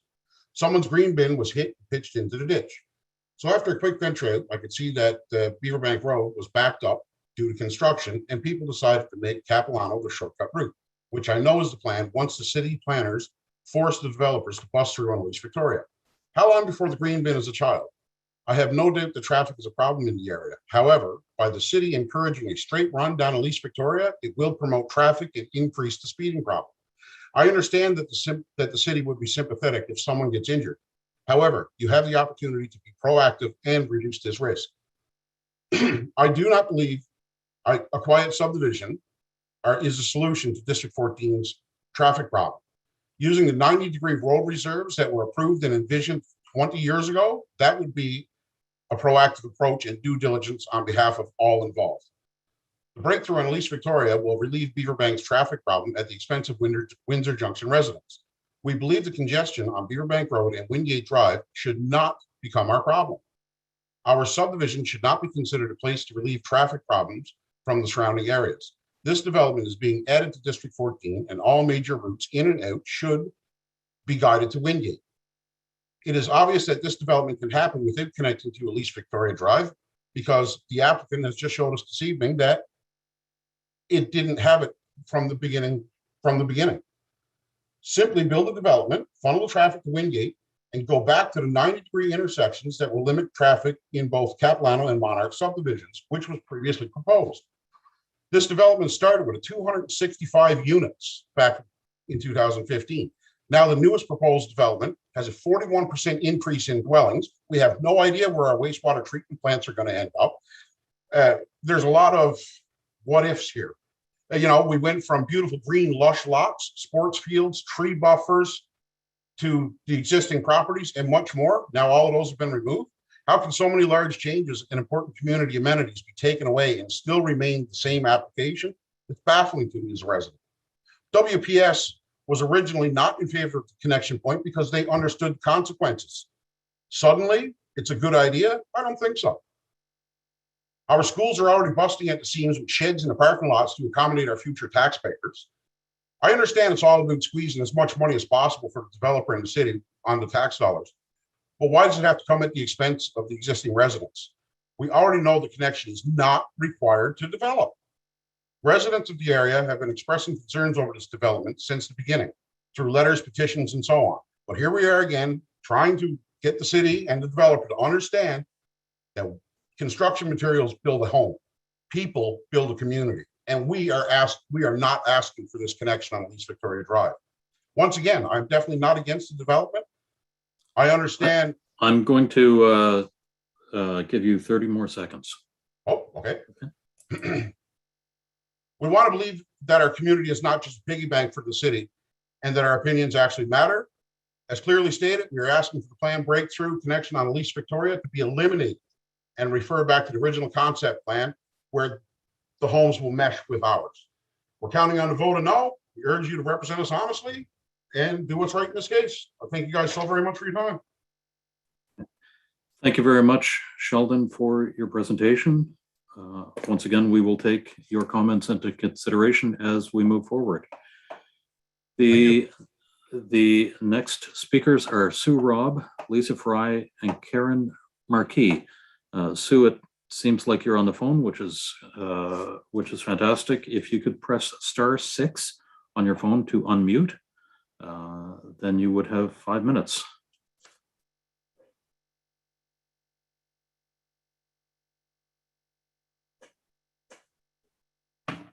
So we can't hear you yet.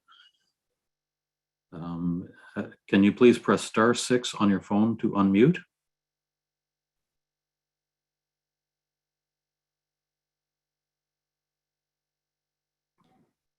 Hi, Sue. If you can press *7. Oh, I'm sorry. No. I think I may have mistakenly unmuted her, which might have muted her. So I'm asking her to press *7, and then press *6.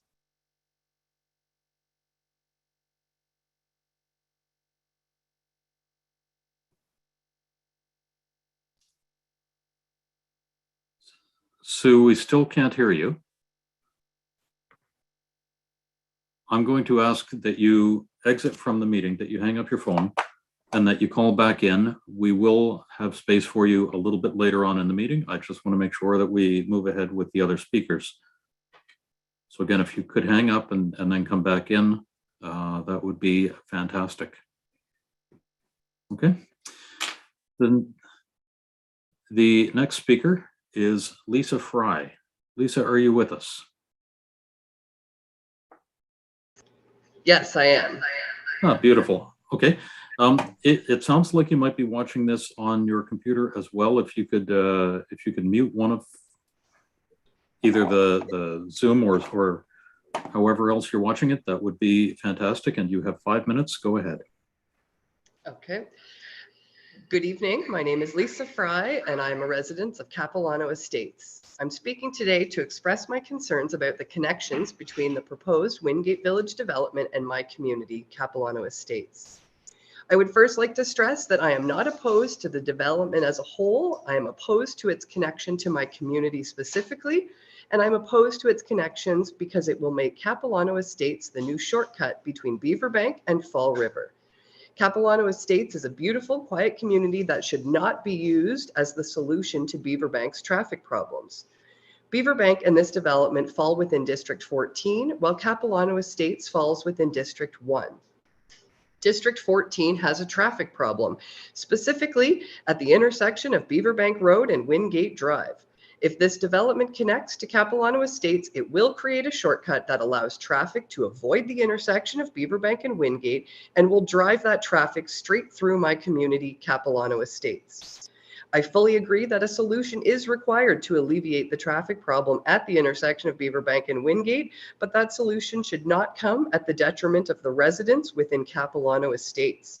The solution to District 14's traffic problem should also not come at the detriment to the residents in District 1.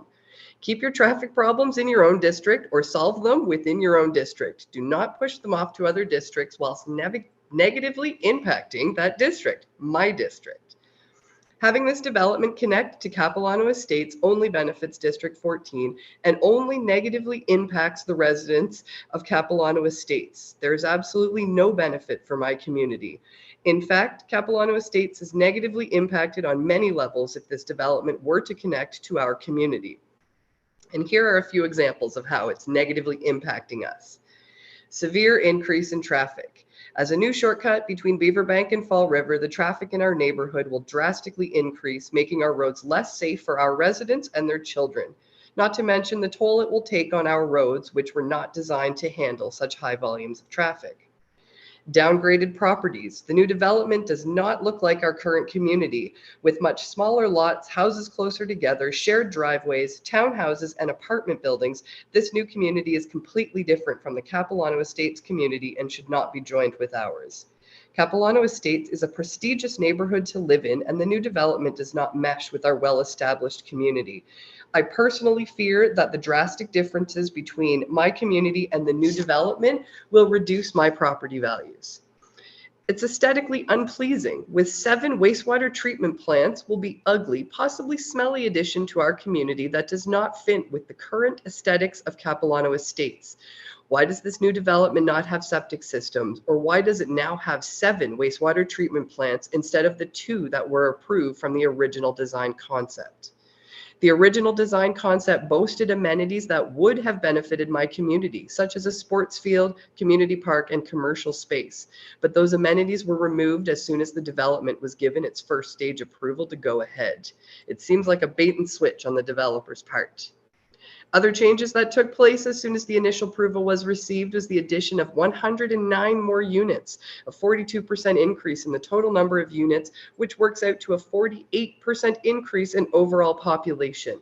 A midpoint connection at Elise Victoria Drive was also added, which gives traffic a more direct shortcut from Beaverbank to Fall River. This connection point was not included in the original design because the developers knew it would be used as a shortcut, as stated in the 2015 public hearing. The only group that benefits from adding this connection is District 14 because it alleviates their current traffic problem. Therefore, it appears this connection was added specifically by HRM to redirect traffic through my community to alleviate the traffic problem at the intersection of Beaverbank and Wingate Road.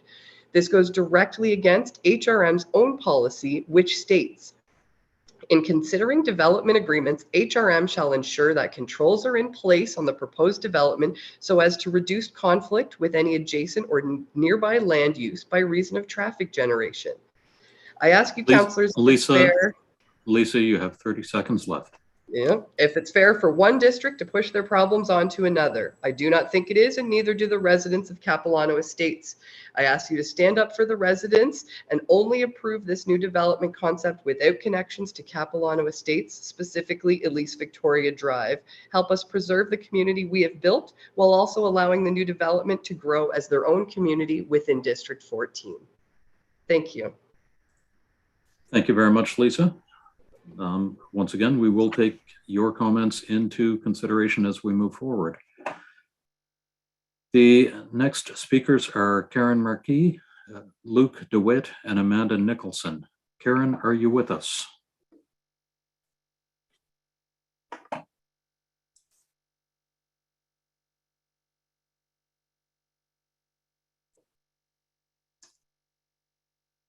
Karen, you're muted.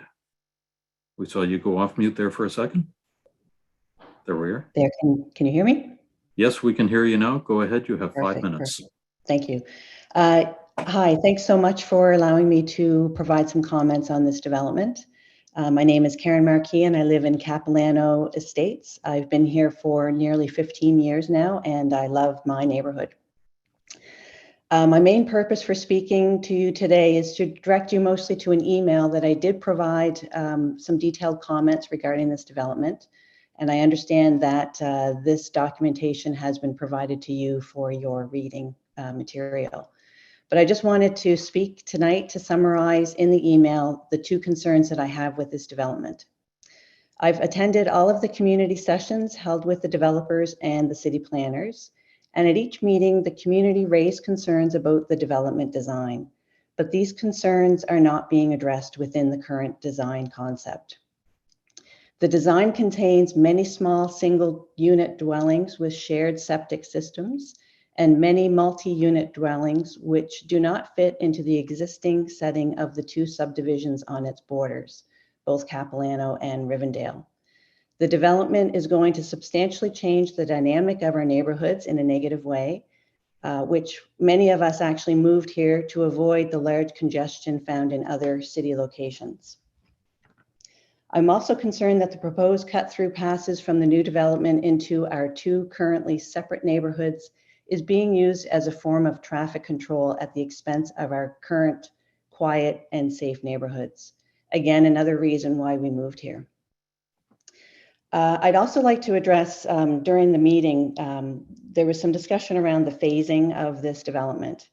And I understand that phase 1 is proposed at this point to start at the back of the development. And to be honest, I don't quite understand why that phasing is the proposed setup at this point. I am hoping that the councillors will get some clear, rational decisions as to why this phasing is happening in that manner. Because as I see it, it's really going to be at the expense of the existing neighborhoods where the construction traffic will continue to flow through our neighborhoods in order to get to the back of the development to start the phase one. So that concerns me greatly as well. In closing, I just wanted to say that I'm not opposed to a development at all, but I do believe that the current development should mirror our existing neighborhood designs. We should have larger lots with individual home-owned septic systems. That would help to bring all three communities, Rivendell, the new one, and Capilano, in sync. So I just wanted to thank you very much for your time, and I hope you have the time to read my email that's hopefully in your package. Thank you.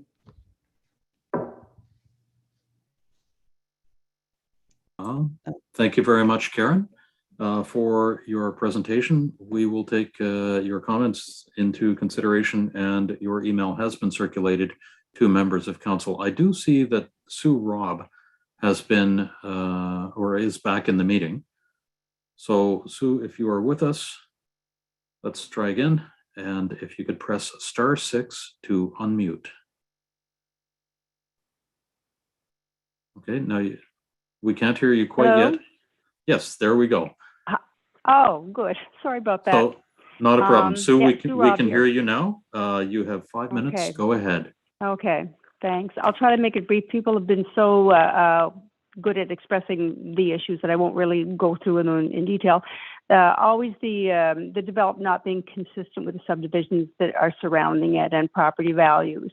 It wasn't part of the plan, and I find it hard to sort of follow through on how things have been changed. I have a little concern with the volume of people, the seniors' home. It has been indicated that it will exist, but seniors don't necessarily have to live there. So we're not really necessarily going to get the quiet population with fewer vehicles that you think that you have thought that you would be getting. Who knows for sure. Traffic studies have been done, and I think they might be underplaying a little bit the volume of traffic that might be going through, particularly with the issue of the breakthrough at Elise Victoria. I'm sort of new to the whole concept here, new to the subdivision, so I've just done some scanning, but there have been 2 traffic studies done, and the first one done earlier, I think in 15, is talking about a 2% increase in traffic volume per annum based on the development. And another study was done, and they look at the same issue, but they talk about a 1% per annum increase in traffic. And I'm looking at that, and I'm saying it alters the projections downward and improves the perception of anticipated traffic, but it really isn't apples to apples. And I'm wondering why it was redone and looked at from that perspective. The throughfare is, of course, a big problem. It's been discussed. Wingate at best is a busy street and is narrow and windy, and you come across a big vehicle. You kind of hug the soft shoulder. Wingate is 23 feet wide. Capilano streets are 21 with a true soft shoulder versus Wingate having an asphalt soft shoulder. So it's much more narrow. And if you're talking about putting the traffic through there from what are we talking about, like 1,000 possible new residents in that area, possibly coming down through Elise Victoria, through those very narrow streets with soft shoulders, that to me is a big, big issue.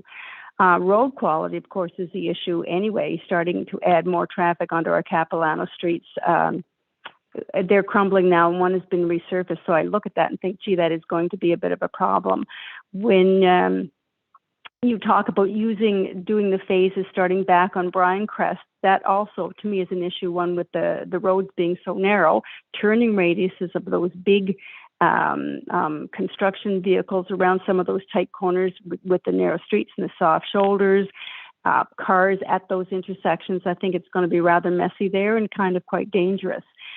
The traffic density, I don't think you can really address the traffic density problem with stop signs and speed humps. We have just had 9 speed humps installed in the subdivision to deal with the existing traffic issues. You start adding the traffic from the other homes coming down in East Victoria, how many more speed humps can we take? And stop signs don't stop the traffic, it just slows them down. We still have the traffic. The discretion on the phases, I guess I mentioned that before, that I wonder why they're starting at the end of Barncrest, and I hear that it's because of I think access to the municipal water system, it's more cost effective, it's easier, but making it easier on the developers really not our problems. We are trying to preserve the subdivision that we have, and as has been said before, that we love. It's quiet, it's peaceful, it's rural, it's lovely. Also, safety issues at the Capilano, Leeds Victoria intersection. There are 5 bus stops there in the mornings between 7 and 9. And all the extra traffic is going to be a huge problem. Construction vehicles going there in the early phases will be a significant safety issue, I believe. It has been mentioned by an RCMP officer that there's an increased potential for crime with a thoroughfare exposure to upscale homes. There may be opportunities provided for criminal activity for those who are so inclined. Those people who would never normally have had any reason to travel through Capilano will probably get an eyeful of some lovely homes and maybe some opportunities. Use of the beaver pond by outsiders has already begun to be a problem. The homeowners that live around the beaver pond have started to see non-resident traffic parking in the cul-de-sacs of late and trespassing on the property get down to the beaver pond. So more people driving through Bryan Crest, seeing the beaver pond at the cul-de-sac is going to be a problem for those people, particularly in that spot in that cul-de-sac. Protection of wildlife. Sue, Yeah. you Yep. have 30 seconds left. Okay. Protection of wildlife. There's been an increased amount of beaver activity at the end of the proposed development. Is there a plan for preserving these animals because they're residents and not transients, and protection of the waterways that they create? The treatment plant has been an issue. It's been discussed. I find that sort of a difficult concept, but if they're going to do on-site, that's great. I don't know how you can do that in less than an acre, but if that happens, that would be great. So again, mostly traffic, and it shouldn't be opened up into our subdivision. It is not the same. It's not the same district. It's great to have that subdivision, just it's not part of us. Thank you. Sue, thank you very much for your presentation. We Thank you. will take your comments into consideration as we move forward. All right. Thank you so much. Yeah. Thank you. Bye-bye. The next speaker is Luke DeWitt. Luke, are you with us? Hello. Hello. Go ahead. You have 5 minutes. All right. My name is Luke DeWitt. I'm a new resident of Capilano as of August of this year.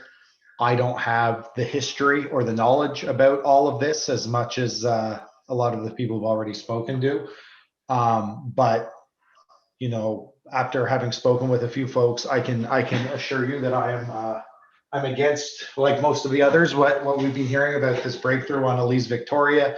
I moved from a fairly busy intersection in Lower Sackville where my house backed onto Glendale Drive. And every night we heard the cars and motorcycles speeding down the road. Very loud, very annoying.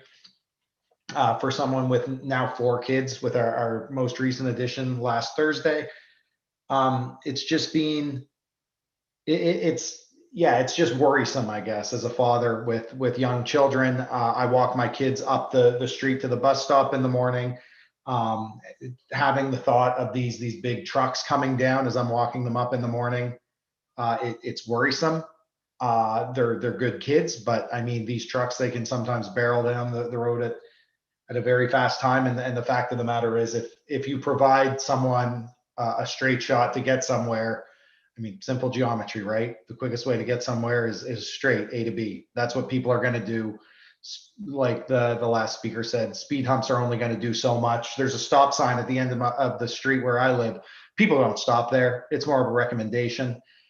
That's what it's just going to get worse if there's increased traffic. And so that's really what I'm against, is just this increased traffic, giving people a straight shot opportunity to, you know, get whatever, you know, anything from a Civic to a fancier Civic, maybe to through the subdivision. It's a frustrating and worrisome thing. And I'm just, you know, I'm worried about the safety of my kids and all the kids, because we see, you know, every day there's a bus that drops off a number of high school and junior high students right at the end of our driveway, basically. And, you know, just seeing that, it's like, to have these trucks, and I don't want to speak ill of anyone who drives these trucks, but you know, they got their stuff to do. We all have our work to do. And sometimes, you know, it only takes a second to lose focus on exactly what you're doing it for something bad to happen. So that's why I'm throwing it out there. There's a lot of kids in this area, and most importantly, my kids are in this area. So that's why I'm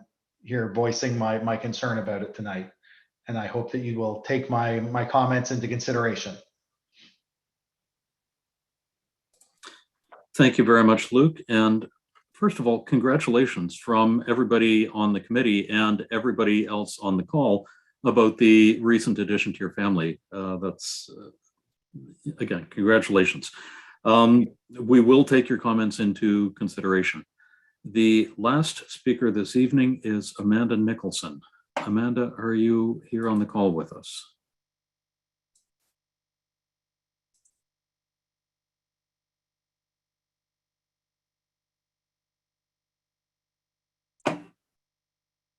Amanda, you're still muted.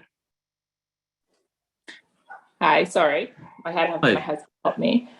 So my name is Amanda Nicholson. I'm also a resident of Capilano Estates. My husband just spoke just previously, Luke DeWitt. So we are a new member of this community, and as mentioned, a family of 6 with 4 kids, all under the age of 7. And I'm not a professional speaker like everyone else who has gone before me. I get a little nervous when I speak, so I apologize if I stumble on my words. I wanted to speak as a mom, as a concerned mom, and coming from that standpoint. I didn't have all the time to research everything like my husband and former speakers before me, but as a mom, I see the kids on the street biking. I see the walkers, it's the dog walkers every day from the corner of where we live. And it's a beautiful thing, but with this oncoming traffic in this proposal, I don't think we'll see that anymore. And the safety of everyone walking, especially the kids, will be a great concern. And obviously my kids are the most important thing to me. And we live at the corner of Elise Victoria and Peter Thomas. And people don't stop at the stop signs. People don't slow down at the speed humps that were just put in. So if you increase the traffic by even 200 cars that come and go, something's going to happen. An accident's going to happen. And if it were to happen to one of my kids, again, I'm talking as a concerned mom here, and I'm sure there's other people in the community as moms and fathers that you couldn't go on living if something were to happen to your child. So we can prevent those incidents by keeping our community as is. I totally support that. Again, I'm with everyone else. Development has to happen, but it doesn't have to be connected. There's other ways to do it. And if a connection does not have to happen, it shouldn't happen. Again, the safety of our kids, the safety of the community is the biggest concern here, and it should be looked at with open eyes and not pushed aside just for the development to happen. So thank you for listening to this really passionate mom, and good luck with your decisions. Thank you very much, Amanda. And congratulations also from everybody on the committee. Okay. We will take your comments into consideration as we move forward on the process. At this point, we have heard from all of the members of the public, and so I would like to give Jess, the applicant, 5 minutes in order to be able to address the concerns that have been raised so far. So go ahead, Jess. Thank you, Mr. Chair. So the developer here with me just would like to kind of address a couple of comments we heard on the connections and the amenities to kind of close out here our side. Just to touch on the traffic, and I think all of the callers were, I guess, Elise Victoria expressing concern with the traffic on Elise Victoria. We understand that there are issues with additional vehicles coming through Elise Victoria. I think regardless of where the connection would be in those, whether it's at that road reserve or the next road reserve down the way, the same amount of vehicles will travel through the adjacent subdivisions. I think it would be up to HRM Traffic and Engineering to try to manage that situation as we move forward through our development process. We have already put forward our traffic calming initiatives. We would like to work with HRM Traffic and Engineering to try to ensure that not only are the adjacent subdivisions safe, but our subdivision is safe and free from some of the concerns the residents have raised. Outside of that, we thank you for your time and your consideration, and all the best. Yes, thank you. Thank you as well. Thank you very much. At this point, we have heard from all of the members of public and we've heard from the applicant. So I would like to ask for a motion to close the public hearing. Move public hearing closed, Tim. Thank you, Councillor Second. Arthur. Seconded by Councillor Blackburn. All in favor? Aye. Aye. All opposed? Thank you. So at this point, I would like to allow staff an opportunity to address the comments from the public. Go ahead, Thea. Good evening. Thank you, through you, Mr. Chair, to Council. I think a lot of the comments that were raised by the public were shared concerns that have been expressed throughout this review of this particular proposed development. So I'm not sure if I have anything specific to add for Council, unless there's a question of a councillor that I can respond to. The one thing I did maybe want to identify for Council and for the public's information, and if I have this incorrect, maybe the solicitor could correct me if I am wrong, but it's my understanding through the HRM Charter. So that's the legislation that kind of outlines what we as a municipality can and cannot do, and kind of the provisions that we can work within under a planning perspective. And traffic calming measures are not an element that can be built into a development agreement. So with what the applicant has shared with Council is true in terms of trying to look at those options if they were to come forward at the permitting stage, but they're not conditions that can be built into the development agreement as you see before you in the staff report. So I just wanted to provide some clarity on that. Okay, thank you very much, Thea. At this point, I'm just looking through my notes. So what are the wishes of Council? I can put the motion on the floor, Mr. Chair. Okay, thank you.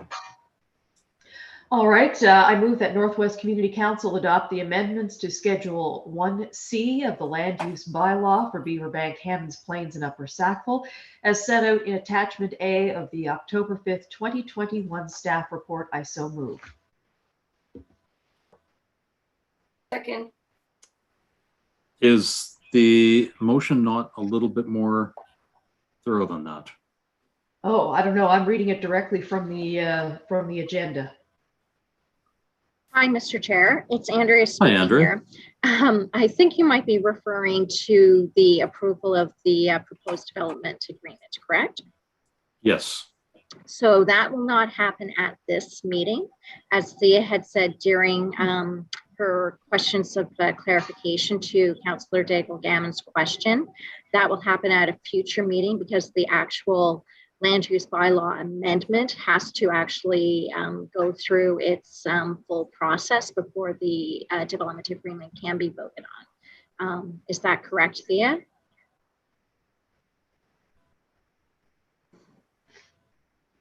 That is correct, Andrea. Thank you. Thanks. Okay, thank you. I had simply been reading that as the whole thing would happen tonight, and we would only be voting on part one tonight. So thank you very much, Councillor Blackburn, for putting the motion on the floor. Is there a seconder for that motion? Yes, the Deputy Mayor seconded. Deputy Mayor, I'm sorry. Thank you. Councillor Blackburn, do you have anything on that? Sure. Since this is sort of the only opportunity that the public will have to speak to this, I certainly want to address some of the things that have been said tonight. So first of all, thank you to those who spoke and to those who have written with their concerns over the past many months. And I recognize that the concerns that have been brought forward, and I know the work that has gone into addressing them at the staff level and at the developer level. So, and I certainly share many of the same concerns, and will sort of walk through my thought process. so you have a better sense of, how I'm approaching this decision. So when it comes to traffic, yeah, absolutely. Wingate Beaverbank Road intersection is a concern. I'm actively working with CN Rail on a permanent solution for this, so we can start the process of seriously looking at traffic lights. Without getting into the sordid details, this is an issue that is currently before the courts with CN Rail, who is the actual physical owner of the intersection, and an American businessman who was the leaser of the rail line. So that is before the courts right now. But what's encouraging to me is the timeline that the developer has in mind for this project certainly buys time to get this whole thing sorted out. I think, this is something that is going to be sorted out, I think, sooner rather than later. CN does recognize that there is an issue there and took preliminary steps this past spring. They do intend to do further work at that intersection that should make it a little safer. It should be noted that the Wingate intersection isn't the only exit for residents of this proposed development. There is the option of turning left on Wingate and going through Fall River Road, Cobequid Road to access Sackville, as opposed to turning right and going Wingate to Beaverbank Road. I understand that wildlife destruction is also a concern. That's been expressed many times in emails. There's got to be an understanding that this proposed land use will be far less disruptive to wildlife than the current zoning. The property owners are in possession of a parcel of land that is zoned mixed industrial and mixed resource. So by right, they have the ability to cut down every tree and build a trucking yard if they wanted to. The amount of green space that this project includes will protect wildlife corridors to some extent. Early on in the process, I know the residents of Monarch in particular were concerned about the impact that this development would have on wells in the area.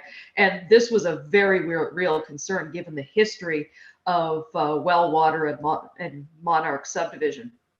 This concern I took to staff and the developer directly, as this project will see homes hooked up to city water. No wells are going to be drilled to compete with the existing water table, and the digging that will take place as part of the project is not going to be deep enough to disturb the wells.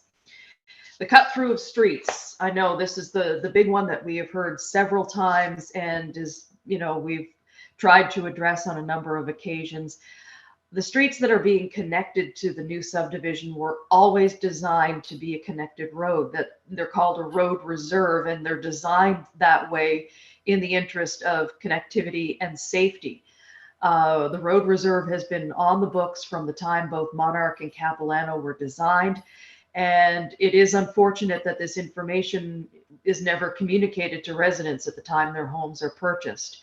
But that is, those are designed to be cut throughs, designed to be road reserves, because they are seen as the safest and best designed route for traffic in the area.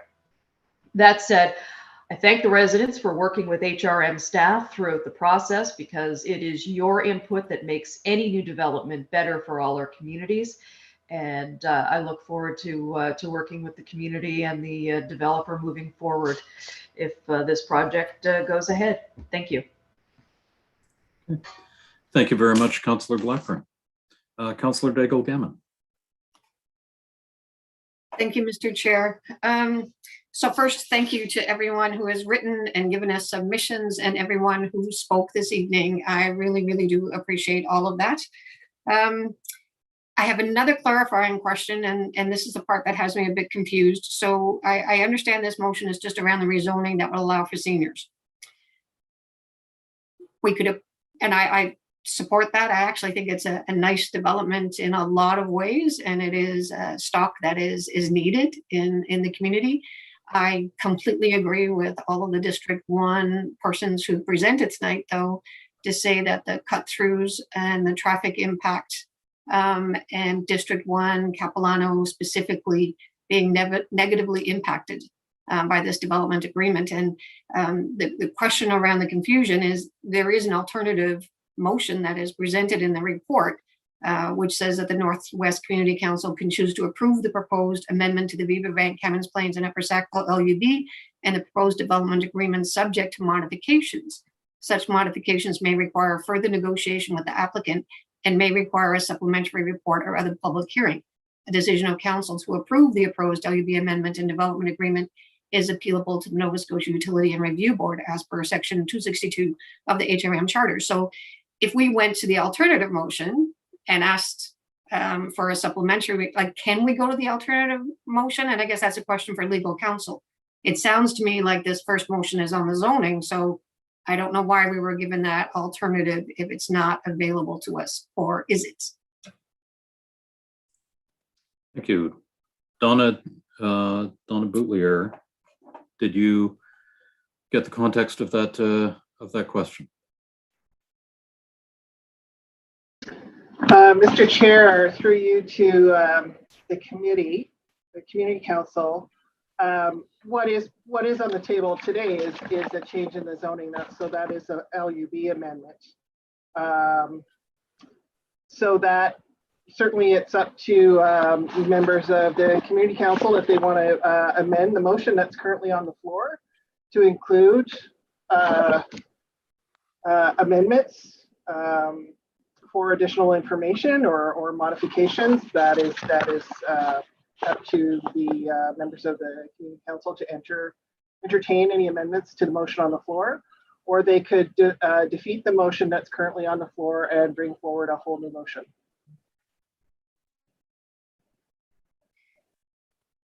Councillor Daigle-Gammon, does that address your concern? Well, it might have confused me just a little bit more. Okay. But no, not really. So the alternative, I mean, when I was looking through all this and as we listened to everything, it is the cut through, it is the impact of traffic being rerouted from Beaver Bank through to Capilano, and whether it ends up on Wingate or the Windsor Junction Road or Fall River, within District 1, any of those three routes have got huge traffic issues currently, let alone to add more to it. So I do agree, and I wonder if we could ask for a supplementary report for the applicant to reconsider the cut-throughs and to reconsider the traffic staying within District 14 and Capilano not being negatively impacted. Because I do agree that the whole thing around development agreement isn't to negatively impact a neighboring community, and that's exactly what this does in terms of the cut-throughs. So maybe my colleagues might have some thoughts on that. So before I ask around the alternative, maybe there could be something there. And I see Andrea's hand up there, so maybe she's going to help me figure this one out. Yes, Councillor Daigle-Gammon. I was just going to mention that to clarify on what Donna said, and the fact that if you were going to be considering any sort of amendments or modifications to the development agreement, that you would need to request it via supplemental staff report. But you got there, so I got there. So, exactly. Okay, maybe I'll wait for our colleagues and see. Okay, Councillor Outfit. Thank you, Chair. And I just wanted to follow up, perhaps address this to Donna, because there's always at one time we used to, at public hearings, sort of change things on the fly. We'd make an amendment, for example. We'd bring in an alternative.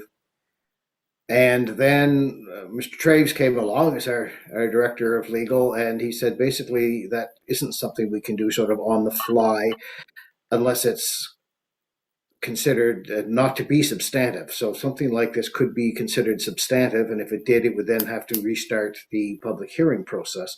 So I just want to clarify, if we were to make an amendment, let's say about the exit road or the access, if we were to bring up, as Councillor Daigle-Gammon suggested, bring up an alternative or what would trigger another public hearing. I think deferring a decision for a supplemental report for additional information on what's being presented to us is fine, but to make changes at this time would trigger a new public process, I believe. So I just want to clarify that. Not that I'm opposed to that or I haven't made up my mind on anything, but it's not, I don't think, quite as easy as just, well, let's throw in a few amendments or or something. So I see Thea's nodding. So maybe we could just clarify that for our new folks or our newer councillors here. Oh, yes, thank you.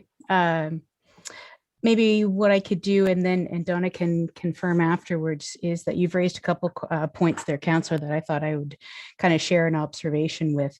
Yes, it is my understanding that if we were talking about a very, very small amendment, like a change in a height of a fence or a small modification that would still fit within the scope of what was presented at the public hearing, then that may be something that could be done kind of as you described on the fly, but through an amendment or a motion of council. But I think where it gets a little bit more challenging, a supplementary report, if that is something that council was to request of staff, I believe most of the information that you have in the staff report would be provided back in that supplementary report, unless there was a change in the concept plan submit. Like, so if the developer chose to make a change to the concept plan, then we would be able to comment on that new change, and that change would most likely result in a new public hearing process. So I just kind of wanted to share that observation that I have. If the council was looking for a supplemental report, we would have to have very clear instructions of what additional information you are seeking. But if you are seeking a change to the concept, then we would have to go back, and it would likely result in a new public process. And I'll leave that to the solicitor to confirm if I'm correct in that summary. Okay. Yes, Mr. Chair, through you to the members of the Community Council, and I apologize if I wasn't clear previously when I spoke. Thea is correct, as is Councillor Outhit, that my reference to an amendment, of course, in my mind, I was thinking supplemental report, and I didn't express that properly, but certainly a minor amendment, which is a non-substantive amendment, would not be a problem to go through. But if, as Thea had mentioned, if the wish of the Community Council is for additional information, then that would require a supplemental report. Again, being very clear as to what information is going to be required. Okay. All right, thank you both very much. I just wanted to offer that clarity for our new colleagues. Thanks. Thank you very much. At this point, we don't have any further speakers. So once again, to the Community Council, how would you like to proceed? May I have another question, Mr. Chair? Absolutely. Go ahead, Councillor Daigle-Gammon. Thank you. So with respect to a supplementary report, if the motion that is on the floor right now is approved, it's the motion for the seniors zoning, which allows for the seniors housing.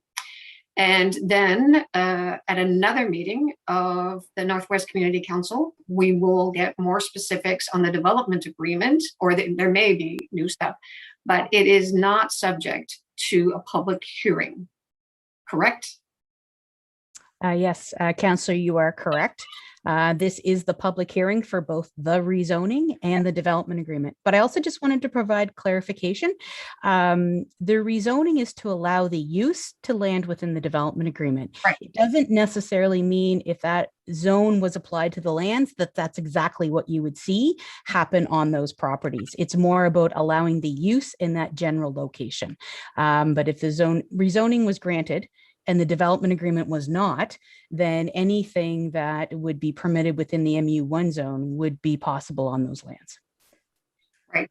So that, you know, in some ways I don't want to, well, I would stand with the community of District 1 and say that the cut through to Elise, Victoria, and Bryan Crest is, you know, a negative impact to District 1.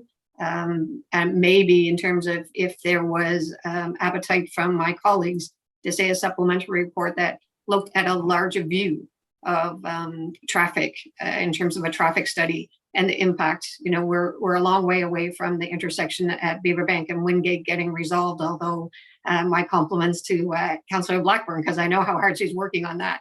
But that is a long way away. And, you know, I think that the applicant also, you know, is acknowledging that there is a traffic issue by proposing some of their suggestions around traffic calming, but, you know, without HRM traffic services doing an assessment and saying they're doing that, we're a far cry from it.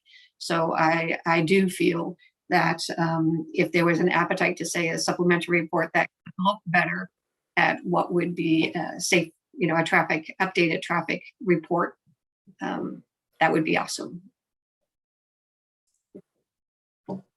Are you therefore looking for a supplementary report with a traffic report?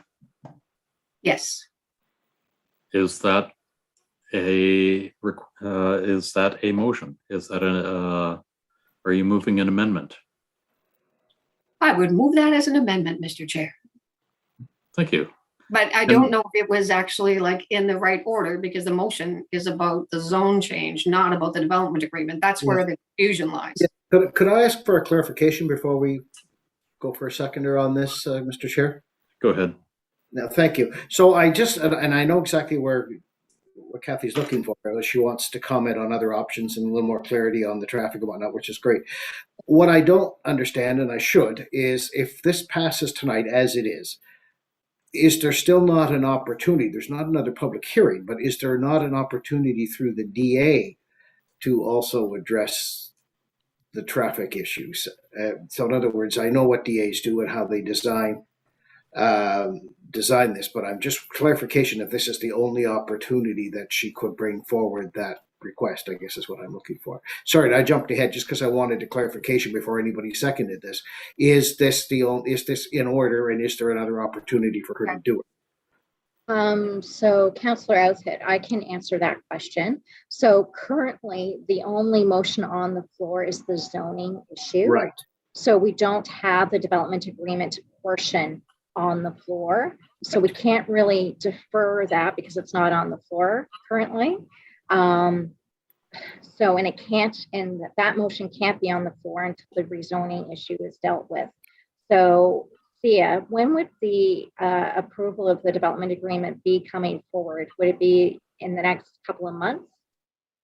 Yeah, I would anticipate that if a decision of council was made this evening and that there was not an appeal of that decision to the Nova Scotia Utility and Review Board, we would be able to bring this matter back to Community Council in either January or February for their decision on the development agreement. If council had further questions about the specifics of the development agreement and kind of the nuances of the development agreement, that is when, possibly we could look at if council looked for amendments to the development agreement or even or even a supplementary report before making the decision on the development agreement. Again, I recognize this has complicated layers, but in order to consider the seniors component of the development, we need to have that zone in place first in order for council to consider that. So for you, councillor, and I get that, but just to keep it very blunt, we're talking about zoning tonight. If we want to talk about the traffic, can that logically happen the next time this comes in front of us? Would Kathy's motion be as in order or even more in order? I believe it could be. I believe that you could speak to and ask further questions when you're faced with making the decision on the development agreement. Again, I would look to our solicitor, Donna, to confirm that. Thanks for that clarification. Okay. Thank you. Councillor Lovelace. Thank you, Mr. Chair. So I was just going to say sort of what Thea just said. We've got a motion in front of us. We just need to stick to that motion. The next step, of course, is that development agreement. But I just want to kind of reframe the discussion about District 1 traffic versus District 14 traffic. Tomorrow we're going to be talking about the rezoning, the realigning of our boundaries, and that's going to change the Nova Scotia Utility and Review Board process as we move forward. So I just really want to hesitate, to talk about these vehicles should only be District 1, these vehicles are only District 14. We're moving forward to a new sort of connected community approach when we're doing development. So it's really important for us to, one, address traffic issues, absolutely 100%. But that doesn't happen in a rezoning application process. That happens, either prior, as Jim and I have been dealing with, or during or after, right? There's all kinds of different stages that we're going to go through with traffic authority to talk about that. And I think it's really important that the public understands that although there isn't going to be a public hearing for that development proposal, you will have lots of opportunities to be engaged, sending emails, having discussions with your counselors, making sure that you're informed and you're well aware of where this development is going. We don't know that yet. It's too early to tell. It's kind of like looking at your football team before they actually hit the field. Who knows how it's going to end up? But at this point, we just need to rezone so that we can consider, the senior housing. As Councillor Daigle Gammon pointed out, we need this housing stock. It is extremely important for our communities so that our seniors can age in place, so they can remain in the community that they love and not have to move outside of it. So I do think that we're putting the cart before the horse a little bit. And I think it's important for us to recognize the motion that we have in front of us is strictly and only about the rezoning to MU. Thank you, Mr. Chair. Thank you very much, Councillor Lovelace. I don't see any other councillors who have requested to speak in the chat. So we have a motion on the floor that hasn't been seconded. We have a motion on the floor in its original format that has been moved and seconded. We don't have any amendments to that motion. Sorry, we have an amendment on the floor that Kathy brought that wasn't seconded. My apologies. We have an amendment. Since it hasn't been seconded, it's not on the floor yet. Yeah. And I don't see anybody else who is moving forward to speak on this. So all in favor of the motion on the floor, and the motion is that Northwest Community Council adopt the amendment to Schedule 1C of the Land Use Bylaw for Beaverbank, Hammonds Plains, and Upper Sackville as set out in Attachment A of the October 5th, 2021 staff report. All in favor of that motion, please signify by saying aye. Aye. Aye. Aye. All opposed, say nay. That motion passes. Thank you very much, everyone. We are on to the next item on the agenda. And the next item on the agenda is 10.1.2, case 22732, the development agreement for the lands off Kenwood Ave, Hammonds Plains. And this is another public hearing.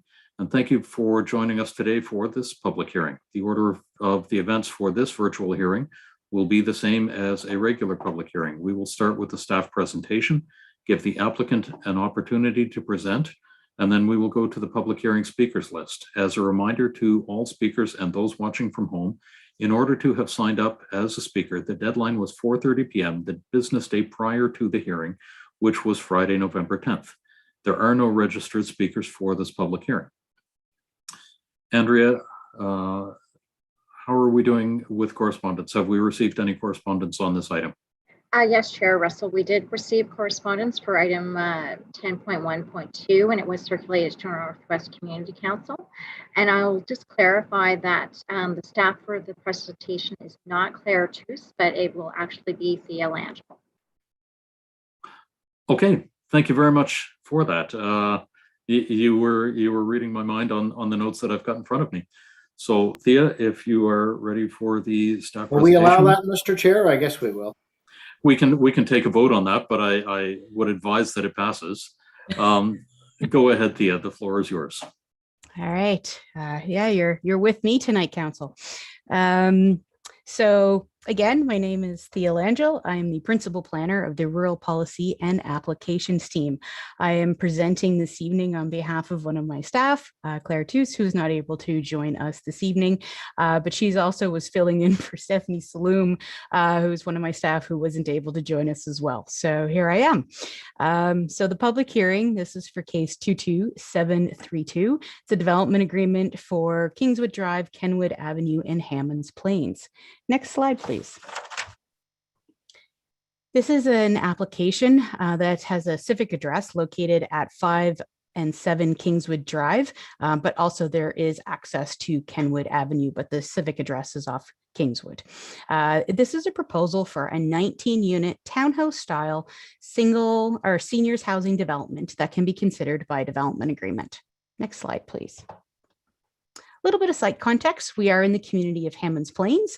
You can see shown here on the pictures that the property does have some very narrow frontage along Kingswood Drive, but there is also a portion of a road reserve from Kenwood Avenue for the property as well. It's in close proximity to the existing school, as well as the intersection of Kingswood Drive and Hammonds Plains Road, as well as Crestfield Drive.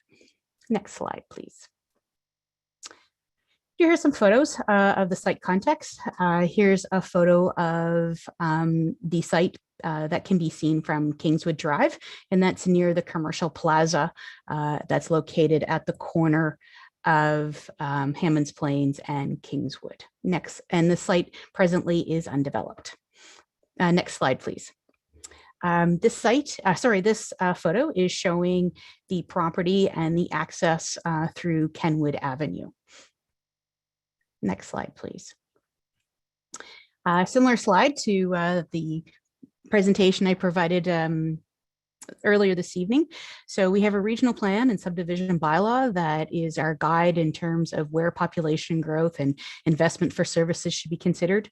The community plan, which is in this particular case, is the Beaverbank Hammonds Plains Upper Sackville Municipal Planning Strategy. That's going to outline where and how different types of development may occur. Particular uses may not be permitted in some areas, while other uses may only be allowed by going to council for approval and getting feedback from the community. And so, for example, in this instance, this is for a development agreement for senior citizens housing. So it is generally a use. So it's a use that is permitted in some areas of this particular plan. But in this particular area, it is required to go through a development agreement process to seek approval of council and feedback from the community. And also from a land use bylaw that specifies what can be approved without going to council and seeking feedback from the public, but it also provides us some development standards as going forward as well. Next slide, please. So in terms of some overviews of the policy and the bylaw, so again, this is in the Beaverbank, Hammonds Plains, and Upper Sackville Municipal Planning Strategy and Land Use Bylaw. The subject property does have municipal water, so it is within the water service boundary, but the subject property would have to be serviced with an on-site septic. The zone is a residential single unit dwelling zone. It does have a designation of residential. And what that means is that the designation is looking to establish a low density residential neighborhood, but it does enable senior citizens housing to fill a community need, provided it's considered by development agreement. Right now, the existing use on the property is vacant. And for council's reference, the enabling policy, so the policy which you have to consider this particular development project under, is policy P39 of the Beaverbank, Hammonds Plains, Upper Sackville Municipal Planning Strategy. And that policy allows senior citizens housing, which is defined as housing designed for the occupants by seniors, to be considered by development agreement. Next slide, please. Here's a quick overview of the planning process. We have a completed application. It's reviewed by staff. There's public engagement. We go to the Northwest Planning Advisory Committee for their recommendation, a staff report, and then we're at Northwest Community Council for a public hearing, and a decision of development agreement is appealable, and there's a 14-day appeal period. Next slide, please. So here's the proposal, the original proposal, which came in fall of 2020. As you can see here, shows 19 townhouses with vehicle access to Kingswood Drive. The overall project has non-disturbance areas, a small office to provide support to the seniors' townhouses. There's fencing, private patios, kind of grassed landscaping areas, a small community room, and community garden. So that is the original proposal in fall of 2020. Next slide, please. That proposal was revised in order to address some technical challenges in terms of access from Kingswood Drive. The land area, or kind of the width of that parcel going to Kingswood Drive, was not sufficient to provide proper and safe vehicle access to Kingswood. So therefore, a new vehicle access alignment needed to be considered. And given that this property has frontage on Kenwood Avenue, the proposal was changed to have vehicle access from Kenwood Avenue. Everything else within the proposal remained the same. Next slide, please. Here's just an elevation of the proposed townhouses. As you can see, they're bungalow style townhouses, looking at having 2-bedroom units that range from about 1,250 to 1,000. I believe there's a typing mistake there, square feet, pitched roofs. I think that's supposed to be maybe 7,000 or 700, sorry. Stone and vinyl siding, universal design elements, at-grade entrances, barrier-free buildings, and barrier-free building code requirements. Very similar to the design that you would have seen that was presented just at the last public hearing. Next slide, please. So overall, between the original submission and the most recent submission, the major change is just the vehicle access has been removed from Kingswood Drive and has been moved to Kenwood Avenue. It's for 19 senior citizens housing in the form of townhouses with 2-bedroom 2 bedrooms per unit. The proposal includes an 800 square foot accessory building, also a 900 square foot commercial or community room. It has central courtyard, covered patio, and community garden, walkway between Kenwood Avenue and Kingswood Drive. It would be serviced by central water with on-site septic. Next slide, please. In terms of policy consideration, so as mentioned, there is a policy 39 that senior citizens housing can be considered by development agreement, and the planning elements for consideration are to ensure that the project is designed for seniors. Architectural design is another policy criteria to look at, landscaping and amenities, proximity to commercial and community uses, and road network and site access. Next slide, please. In terms of engagement, the level of engagement that was completed was consultation through mail-out notification. This occurred in 2 different instances, July of 2020 and then June in 2021, and that was to circulate the 2 different concepts that had been submitted. As you can see, we did notification of nearly 80 people. We did receive some phone calls and emails over that time, and the website was viewed frequently. In preparation of the public hearing, these are the the stats that came from that similar notification area. I myself only received 1 phone call, a question of clarification, but I do know there was correspondence sent to the clerk's office with regards to this public hearing this evening. And you'll see that the website was viewed several times in preparation of the public hearing as well. Next slide, please. So on September in September and July of last year and this year, Northwest Planning Advisory Committee did take a look at this particular application, and they did not identify any concerns with the original proposal, which was the access off Kingswood Drive, nor the revised proposal, which is the access off Kenwood Drive, and recommended the approval of the proposed senior citizens housing development. And I believe the report from PAC is provided to council under a separate cover. Next slide, please. So in summary, in terms of the aspects of the proposed development, the development agreement has elements to ensure that it's designed for seniors, that being bungalow style townhouse units with attached garages, covered at grade with or ramps at the entrances, minimum unit footprints, 2 bedrooms is also a restriction within the development agreement. There's an accessory building for support services and visitor parking, and walkways designed to accommodate mobility devices. Next slide, please.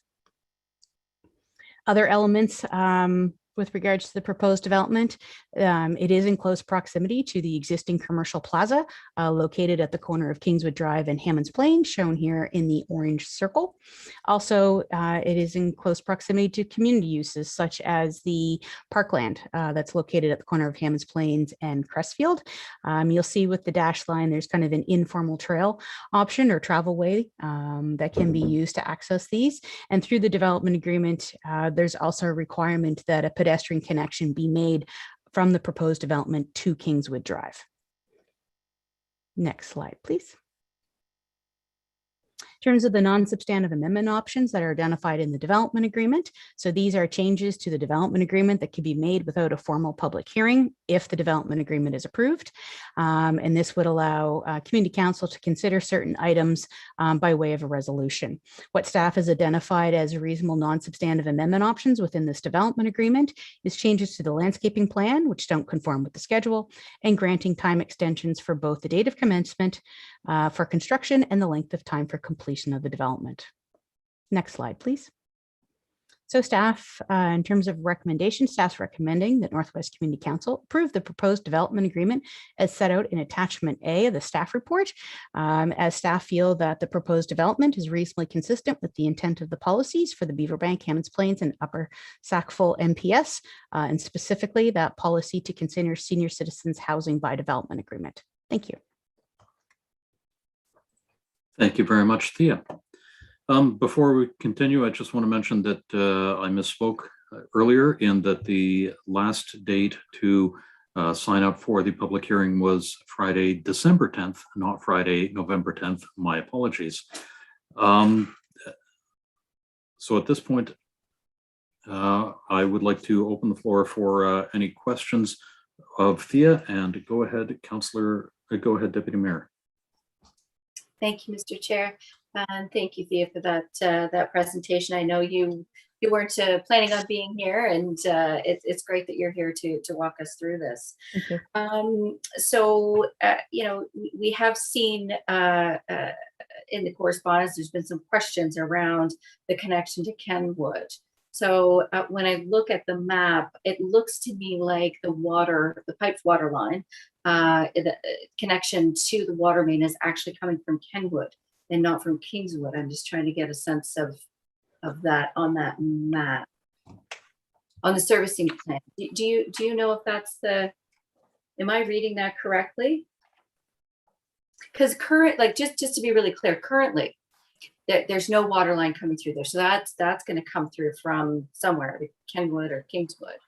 The Kenwood extension, while I understand we are referring to it as a right of way and as Kenwood Ave, there's no roadway there. You know, this is it's not even a trail really that's there. So this entire road area would have to be built. And I'm just trying to understand if the water line is coming through there. Thank you. Through you, Mr. Chair, to the council, or to Deputy Mayor Lovelace. One part of that is, yes, the road, the portion of Kenwood that is not developed at the moment would have to be upgraded, and that would be managed through the permitting process in terms of what that standard would be, and how that extension of the driveway would occur. With respect to the water, I may have to take a closer look at some of these plans to get confirmation as to which direction the water line may be coming through.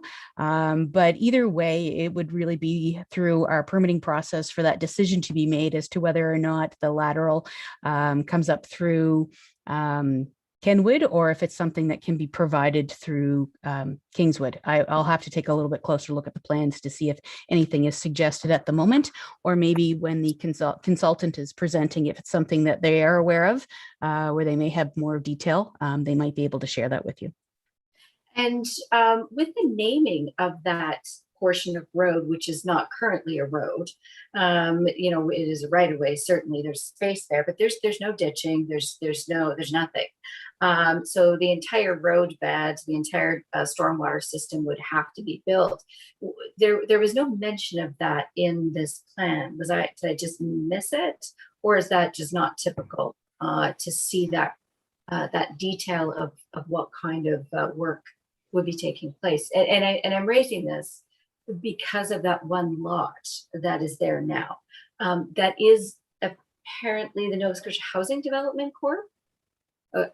That owns it. So I'm just trying to get an understanding. Is this, that little lot, part of this development or not part of this development? So the little lot is not part of this development. What we would see have to happen if this development agreement is approved at the permitting stage, they would work out the details in terms of what upgrades are required to Kenwood within that portion of the road right of way that's still owned by HRM, which is kind of where that arrow is pointing at the moment. So that is still a piece of what would be the road parcel. So yes, an upgrade of some extent would have to be done there. And then my understanding is it would then kind of transfer over into a driveway for the balance of the development. But obviously a driveway that would be able to accommodate emergency vehicles and all the necessary services for that property. and two-way traffic, right? And I guess that's why that Kingswood driveway, which I guess would have been a private lane for those two separate residential houses, or a private driveway for those two houses, which was permissible. But with the rezoning, obviously, we're looking at the need for 2 lanes of traffic, which is why Kenwood works, because it's wide enough, and Kingswood is not wide enough for 2 lanes of traffic. Am I right on that? You are correct, Council or Deputy Mayor. Okay, thank you. And so that's why that one lane, I guess, private lane going to Kingswood would be used as a walking path. That is correct. Okay, all right.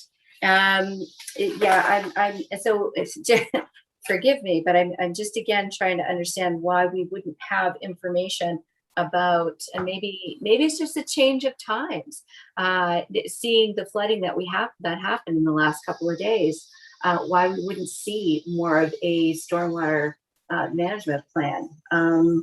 Even in the details that's provided in the report, there was no notification from Halifax Water. What page is this? Page 28. The only thing the Halifax Water identified was regards to the piped service and not the stormwater. Again, I'm just questioning why we wouldn't see that, and I suppose this is not normal practice. Sorry, Councillor. One of the things that we try to do when providing the staff report is kind of hit the high level summaries of different issues. What I can say with this development, it was reviewed by Halifax Water. We do have comment from them. They would have commented both on water and stormwater. And my recollection of their comments was those things are managed at the permitting stage, which is very standard in terms of that process, because we do have bylaws that regulate that particular issue. And through the planning process, really what we're looking at is more of that land use change and whether or not that proposed land use change is something that meets the policies. And we have other mechanisms to deal with making sure that we have proper approvals at the permitting stage from Halifax Water and managing stormwater. So as long as we know it can be done at kind of that high level preliminary approach, then the details would come at permitting. Okay, thank you. I'll just sit back and see if my colleagues have any comments. Okay, at this point, thank you very much, Councillor Lovelace and Thea. We have nobody else who is looking to ask questions about it. So I would like to open the public hearing and invite the applicant to make their presentation. And so we have Crystal Fuller of Brighter Community Planning and Consulting. And Crystal, I see you there on the screen. So go ahead, you have 10 minutes. Great, thank you. And I may actually drop my video because I'm on rural internet and sometimes it's problematic. So if you don't mind, I'm going to drop my video just so I don't drop you entirely. Not a problem. Thank you. So good evening, everyone. My name is Crystal Fuller. I'm the planner with Brighter Community Planning, and we're supporting the applicant, Heck McGrath. And you can see that Thea and I both use the same Google picture. And what I'd like to do is just go briefly through our presentation, and then I could perhaps address a couple of the questions that were just raised about servicing and drainage. So next slide, please. So it's already been well talked about that there's a housing need. I'm not going to belabor the point, but it is an important context to understand that this is meeting a particular kind of need. Pricing, market-based housing is an important component of that. And we believe, and the applicant believes, that this is an important form. As mentioned, this is for seniors, and I'm going to show you a number of elements that really will make this very much targeted towards supporting seniors living in independent housing. Next slide, please. Ooh, this is the wrong presentation. There are a number of key elements, and I can just walk you through that. So Thea has talked really well about and I don't know if perhaps Andrea could bring up the presentation that was provided. This is the presentation that has been shared with us. Okay, yeah, there was a newer one that was provided at 4 o'clock on Friday, but I can just sort of talk you through these elements. So Thea has given you an overview of the policy, and it is clearly meeting policies. The Northwest PAC and staff have reviewed it, so I don't want to belabor those points. But I think maybe we'll just move on to the next slide, since this one is not functioning properly. Oh, there we go. Oh, yay. So there's 19 units with private entrances and patios. There's lots of parking. There's 1 per unit, 4 for support services and 4 for visitors. So that was done consciously so that things like VON or cleaners or whatever would have adequate parking. There's an on-site office building. The landscaping is there's a landscaping plan that's in the draft development agreement, which has walking paths, planting trees to encourage activity and social spaces for the residents. Communal infrastructure is a key component of this development. So there is a community room in the center, which we'll look at in a moment. And an outside common area. Again, this is to promote interactions among the people who are going to live there. So it's a bit of an intentional community. There's going to be wide doorways and accessible bathrooms, kitchens, no stairs. Absolutely important to make this the right place for seniors to want to live. There is a connection to Kingswood. Sorry, there's an S missing there, but it is a pedestrian connection because that takes you down to some local commercial activities, again, promoting pedestrian activities. And it is off Kenwood, and there has been a traffic study which talks about the capacity of Kenwood in the adjoining intersections. And really, this is going to create pretty minimal traffic impacts. There's lots of capacity on the street. So next slide, please. So this is the site plan, and there's some pretty key elements that I'd like to highlight for you. Next slide, please. So the community room is in the center. You can see that the units that are the townhouse units, which are in blocks of 4 and 5, will surround a common area. There's a community room with a covered patio. Next slide, please. And as well, that is the office space up in the corner. So that is for on-site site support. It has its own office or parking associated with it. Next slide, please. That's an example of the internal walkway, again, to promote activity on-site, but also connection off-site. The hope is that people will walk and be outside, and again, this creation of an intentional community. Next slide, please.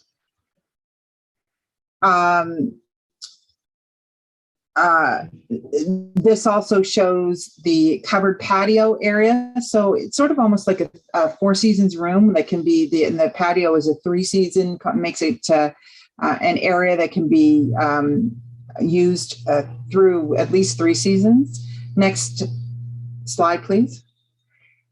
Benches and tables are located in this area, again, to promote outside activity. Next slide, please. And the community garden, which is, again, in the landscape plan that's attached to the draft development agreement. Next slide, please. It's important to note that while there's lots of common space, there is also private patios to the rear, which would then access to the trail that, or the walking path that goes around the perimeter of the site. Next slide, please. There's shrubbery. So this is just one example. You can see on the site plan, it's a little hard for you to see, I think, that there's shrubbery and landscaping around the perimeter. There's you can see it on the side where the school is, which is the upper side, what I think is the north side. So it's very clear that there's going to be a green space to provide some buffering to what is adjacent. Next slide, please. And then there's this important connection to Kingswood. You can also see on this slide, which is called the landscaping plan, that there is some attention given to drainage. So that, next slide, please. That's just my contact information. Maybe to just go back to the previous slide. You can see that there's some arrows.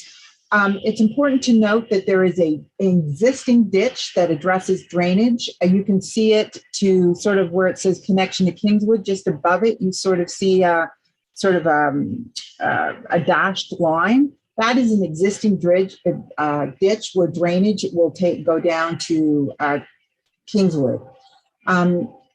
It was mentioned that the access off Kingswood was too narrow. It actually was wide enough to have the travel paths for two cars to pass side by side.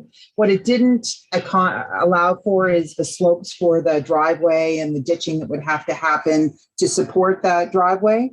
But the strength of moving it to Kenwood rather, is that existing ditch will take all the drainage down at Kingswood, and the existing infrastructure will continue to be used. In terms of the water servicing, that will come off the Kenwood access.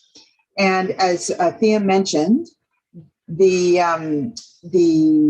access from the existing travel path at Kenwood Avenue is a driveway into into this development. So the intention is not to create a new street, but rather a two-way driveway that will lead directly into the development. This reduces the infrastructure, new roads that the municipality would have to maintain, and just provides a driveway access will take the development out to Kenwood. So from the developer's perspective, this hits a market that he wants to hit. It provides much needed housing for seniors. There's a lot of on-site amenity. And the technical issues have been well vetted by staff. It's gone through 3 rounds of team comments. The plan has been revised, and the development agreement, if you look in the draft development agreement, does have information on drainage, water and sewer, landscaping, and of course the site plan. So thank you very much for your time. I hope that gives you a sense of the development, and happy to answer any questions. I'd also like to point out that I believe the applicant, Matt and Mike Gerard, are online as well and would be available to answer any questions. Okay. Thank you very much, Crystal, for that presentation. Before we continue, it is 9 minutes to 9. This meeting is scheduled to end at 9. And so we're likely going to exceed that. And I'm just wondering if I could have a motion to continue the meeting past 9 p.m. Now, I'm going to seek information, I guess, from Andrea. Would you like us to extend this for a set amount of time or to accomplish a set amount of tasks? Chair Russell, that could be up to you, depending on how you want to proceed. Given the fact that it's taken us 3 hours to get through 4 items, barely 4 items. Right. I don't know. It's up to you. And it's up to council if they want to go until 10 or if they want to accomplish set agenda items. Okay, thank you. Mr. Chair, I'll move that we go to 10 and we can reevaluate by then if we're not through. Okay, thank you. Do we have a seconder for that? Councillor Blackburn, thank you. All in favor of continuing the meeting to 10 o'clock, please signify by saying aye. Aye. Up to 10. Hopefully it'll be less. Up to 10. Yes. Thank you. All opposed say nay. Great. We can continue until we're finished or 10 o'clock, whichever comes first. Councillor Lovelace, go ahead. Thank you so much. And thank you for that presentation. So just a clarification, you had said that the lane to Kingswood was actually wide enough for the traffic, but not for the stormwater, the ditching and so on that was needed. I was trying to, is that what you said, Crystal? Sorry. So there's some slope going down to through you, Chair. Sorry, I jumped in there. there's some slope going down from the site down to Kingswood. So there's the toe of the slope, there's ditching, there's all the associated infrastructure. So it needed more than just the width of that. So it was enough for just the travel path, but not for any room on either side. And that is exactly my concern. So that's where it is, Crystal. So we know that there's going to be a significant amount of water that's coming off of that property because of the slope of the property. But I don't know if it's possible to put that a slide back up, the very first slide where you showed Kenwood. So you'll notice that there are no ditches on Kenwood. That is a curved street. And so when I look at the plan, I don't see the ditching on that portion of Kenwood that needs to be built. That new section of the right of way. Yeah, so you can see those are all curved. And as soon as we lose that those trees and we lose that kind of naturalized stormwater management that's happening on in both of those lots, and yet on the drawing that I'm seeing here in the presentation, I don't see ditching. I see roadway, but I don't see ditching. And so am I looking at this wrong, or is that just not there? Is the plan to extend the curbs from Kenwood? So unfortunately, the servicing plan is not part of the presentation, but I believe it is in your package because it's part of the draft development agreement. So there is a stormwater management. So there is stormwater management. There is ditching. It is there.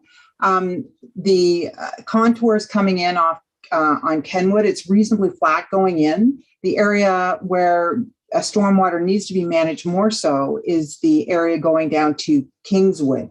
So there is ditching, there's a drainage easement, there's actually, so it has been designed, and that issue has been reviewed by the applicant's engineer, so on our side, and as Halifax Water and engineering have all taken a look at this plan, and we believe, and the engineers believe on our part, and that there is adequate stormwater management on site. So Crystal, so the curbs that we have on Kenwood, will that be continued through? That's what I'm trying to understand. Are we going to see a continuation of that roadway as it is right now, as it exists? So there's going to be my apologies, Councillor Lovelace. My delay is, so I didn't mean to cut you off there. So as Thea mentioned, the detailed design will happen at the permitting phase, but the pre and post flows will be managed, and the details of that will be worked out at the permitting stage. But we have a conceptual stormwater management plan where the ditching is in place. And that will be the specifics of what the driveway off Kingswood or Kenwood would look like will be determined at permitting. Okay, thank you. Okay, thank you very much. Are there any other questions of clarification at this point? I don't see any.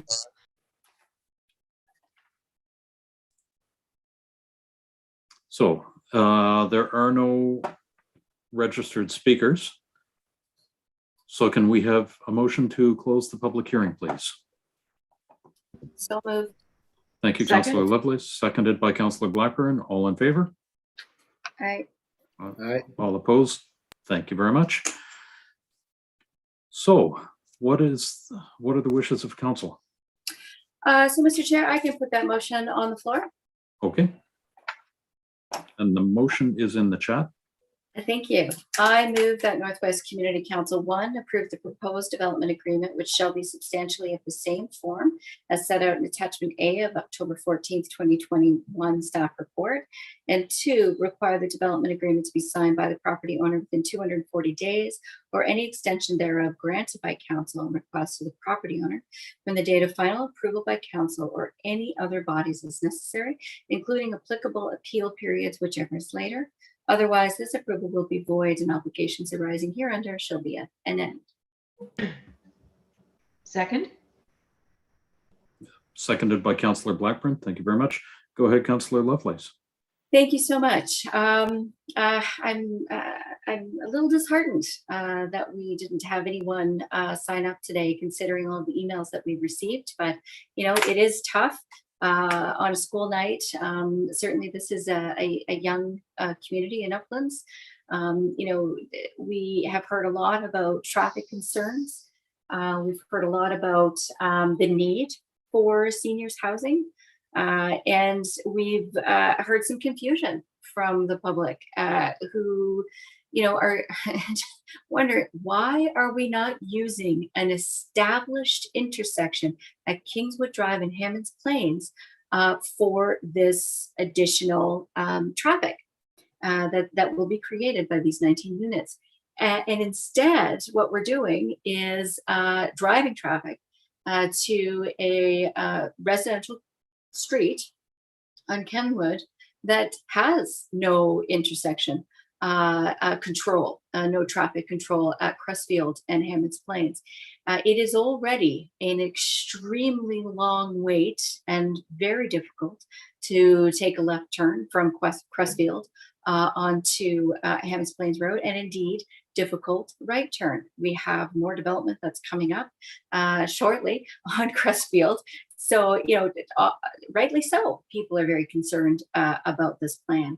I'm concerned also about what happens with the water once we take all these trees down, knowing that we have curbed roadways on Kenwood right now. And, you know, so I'm not sure if there are any other speakers. I'll just have a double check.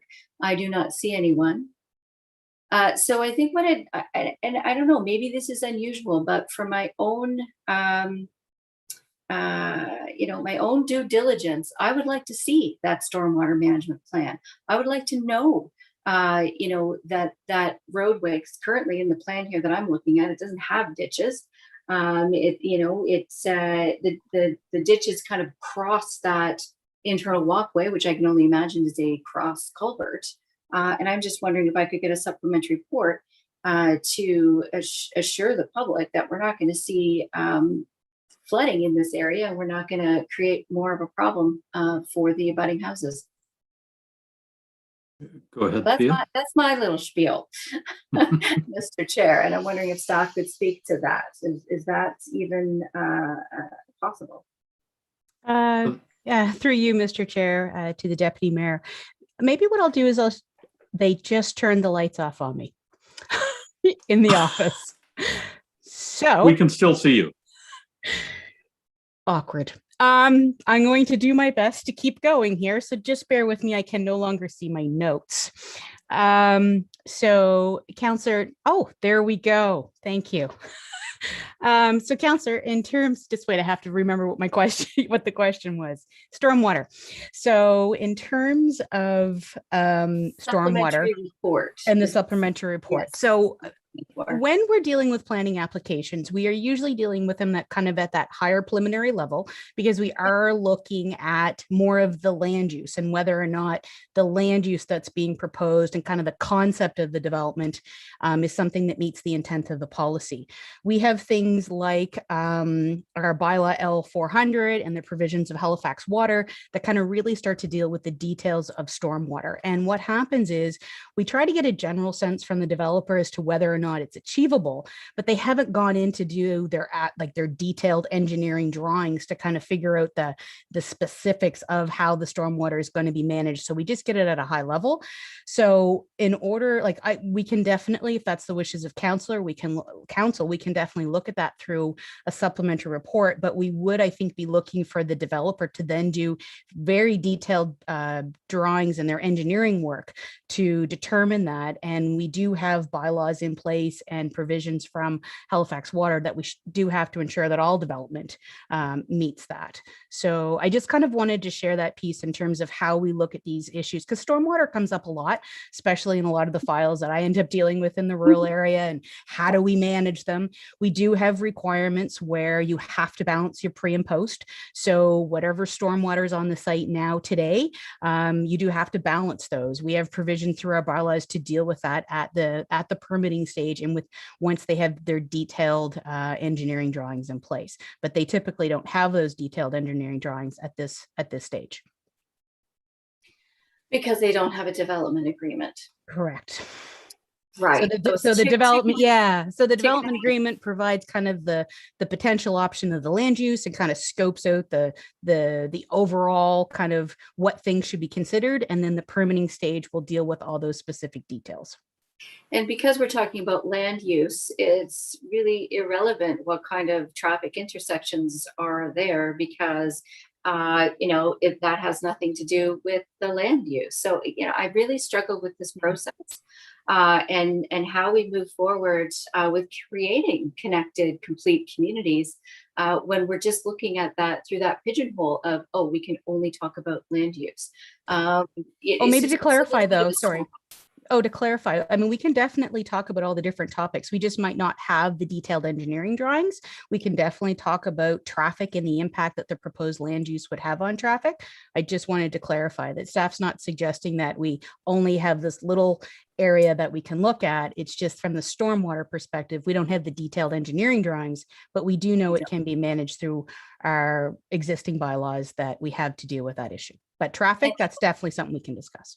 We can discuss it, but we know it's congested, and at this point we don't have any solutions for the traffic, right? We cannot ask this developer to send the traffic to that lovely intersection that has, control in place on Kingswood Drive. To me, that seems like the right and just thing to do. It's the sensible and reasonable thing to do. Sending traffic through Kenwood to an intersection that has no controls in place does not seem reasonable to me. That's fair. So I guess I'm just concerned about the lack of information on stormwater. And I think overall, yes, we need seniors housing. We desperately need it in Hammonds Plains. But at the same time, I feel like we're getting something that we need, which is seniors housing at the expense of potential increases in collision at Crestfield and Hammonds Plains Road. And I just can't, I can't make those two things work. So in my mind, I just don't think that this is the right approach for this development agreement. Now, I guarantee you that there are other solutions that we can put in place for stormwater. I certainly know that there are ways to do that. And that's why I'm saying if we have a supplementary report that puts in place some creative solutions for stormwater along Kingswood Drive and use that road, sounds to me like it's wide enough, to use that driveway to Kingswood Drive, that to me would be the right and reasonable thing to do. So, Mr. Chair, I don't know if there are any other comments.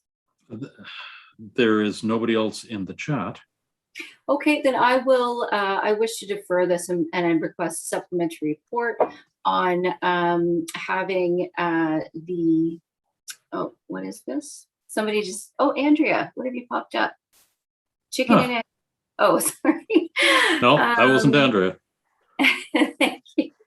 The Northwest Community Council defer consideration of case 22732 pending a supplemental staff report which provides further information on stormwater management planning for the proposed development and considers, I'm just going to add this, Andrea, and considers the usage of the driveway to Kingswood.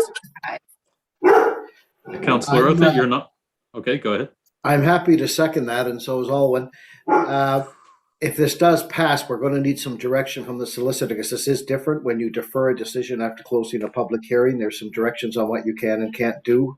It's like a judge reserving judgment, so we'll need some direction on that, but I am happy to second the deferral. Thank you, Councillor Lovelace. I'm not sure we heard everything that you were adding to the amendment. Oh, apologies. Provides further information on stormwater management planning for the proposed development and access, primary access through Kingswood Drive. Did I nail it? Thank you. Thank you. Thea, I still second it. Thank you, Councillor Othit. Thea, does that make sense as far as an amendment? Yes, it does. Thank you, Mr. Chair. Thank you. Over to legal. Donna, is that something that we can consider in order?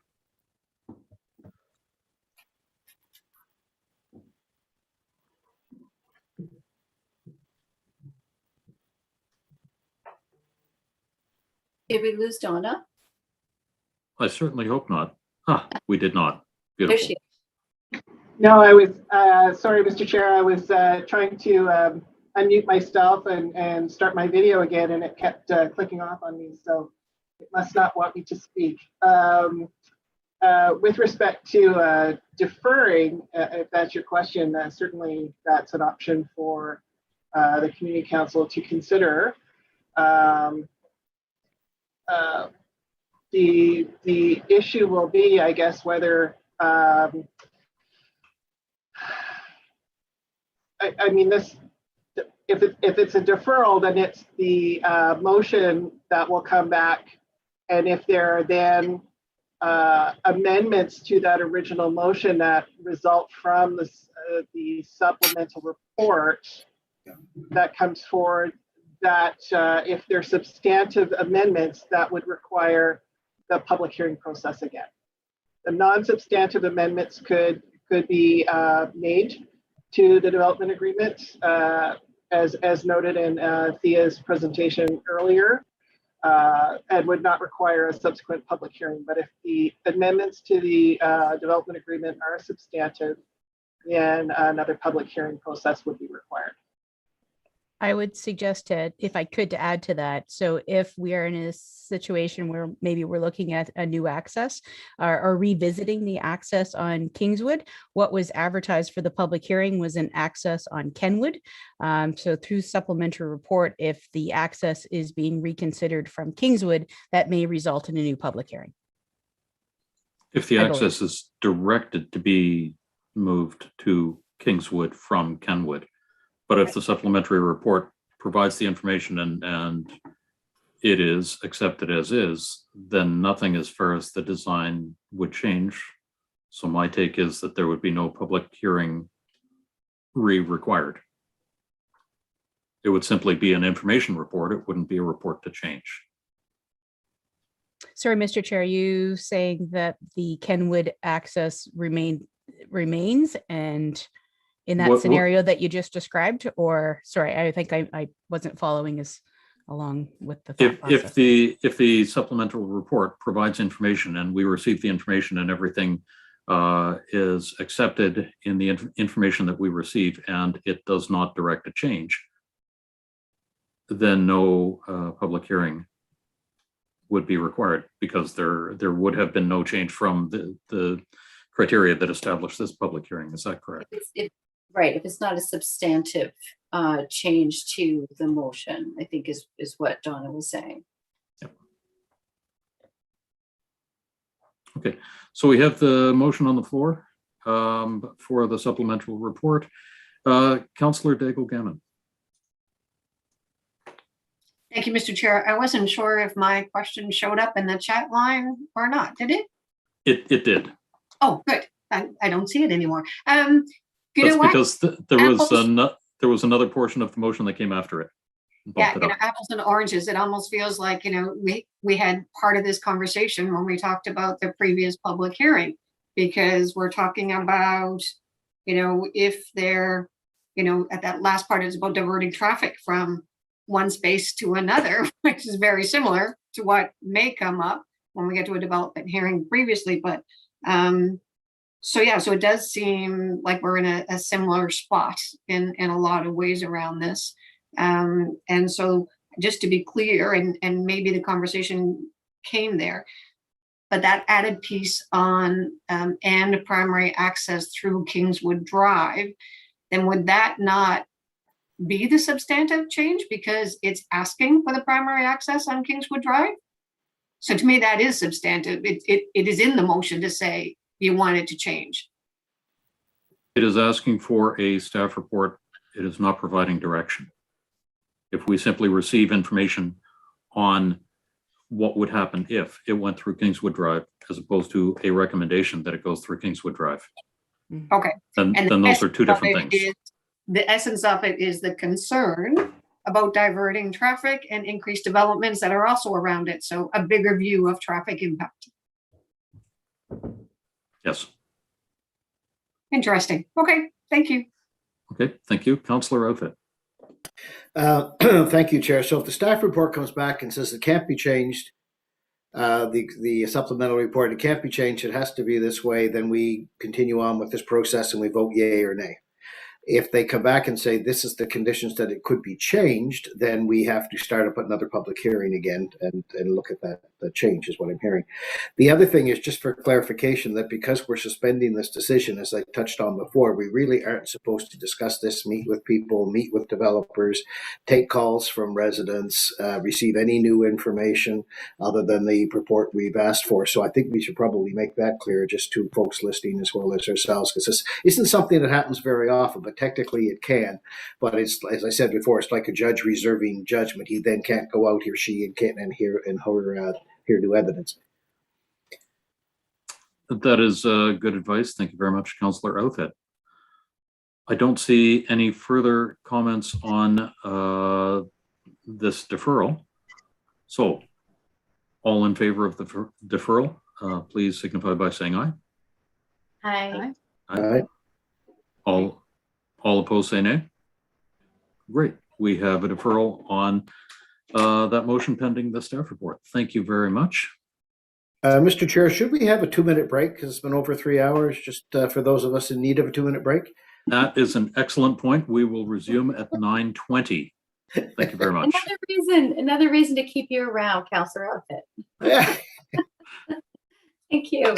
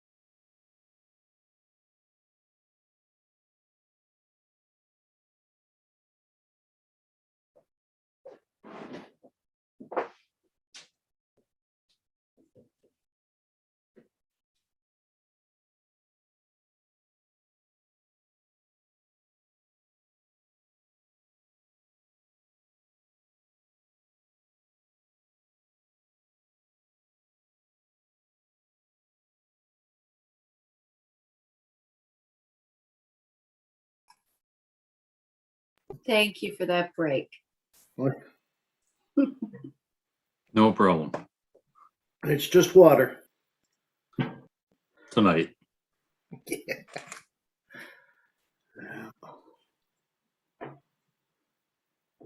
I figured staff could probably use a little rest too there. They've been listening to us. We've been so long, they turned the lights out and sent Thea home to bed there. That's it. No, I'm still here, but I really appreciated the break. Not going to say I didn't need it.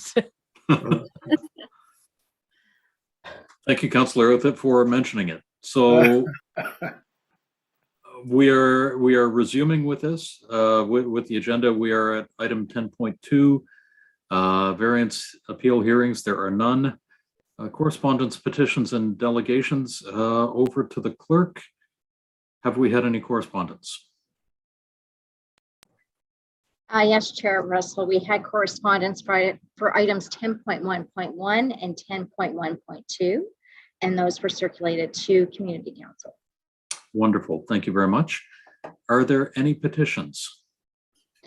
Chair Russell, the clerk's office did not receive any petitions. Okay, thank you. And I don't see any from members of council. Are there any presentations? There are no presentations.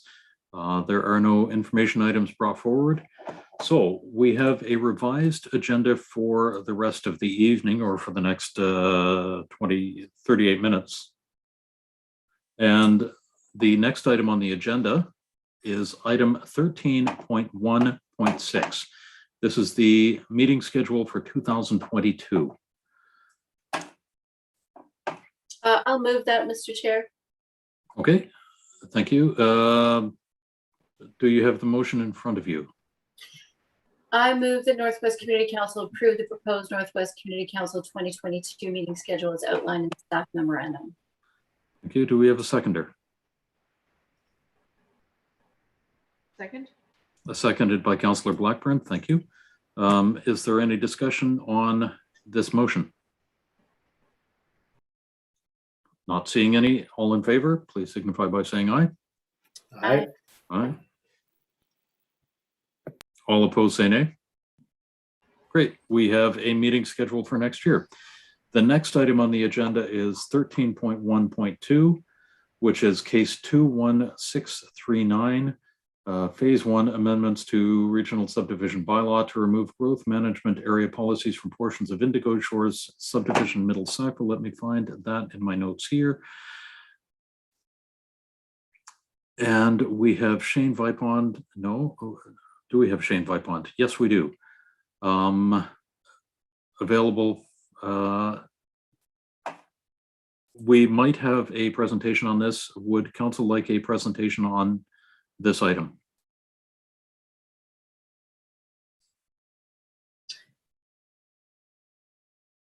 I don't see anybody. Oh. Go ahead, Councillor Lovelace.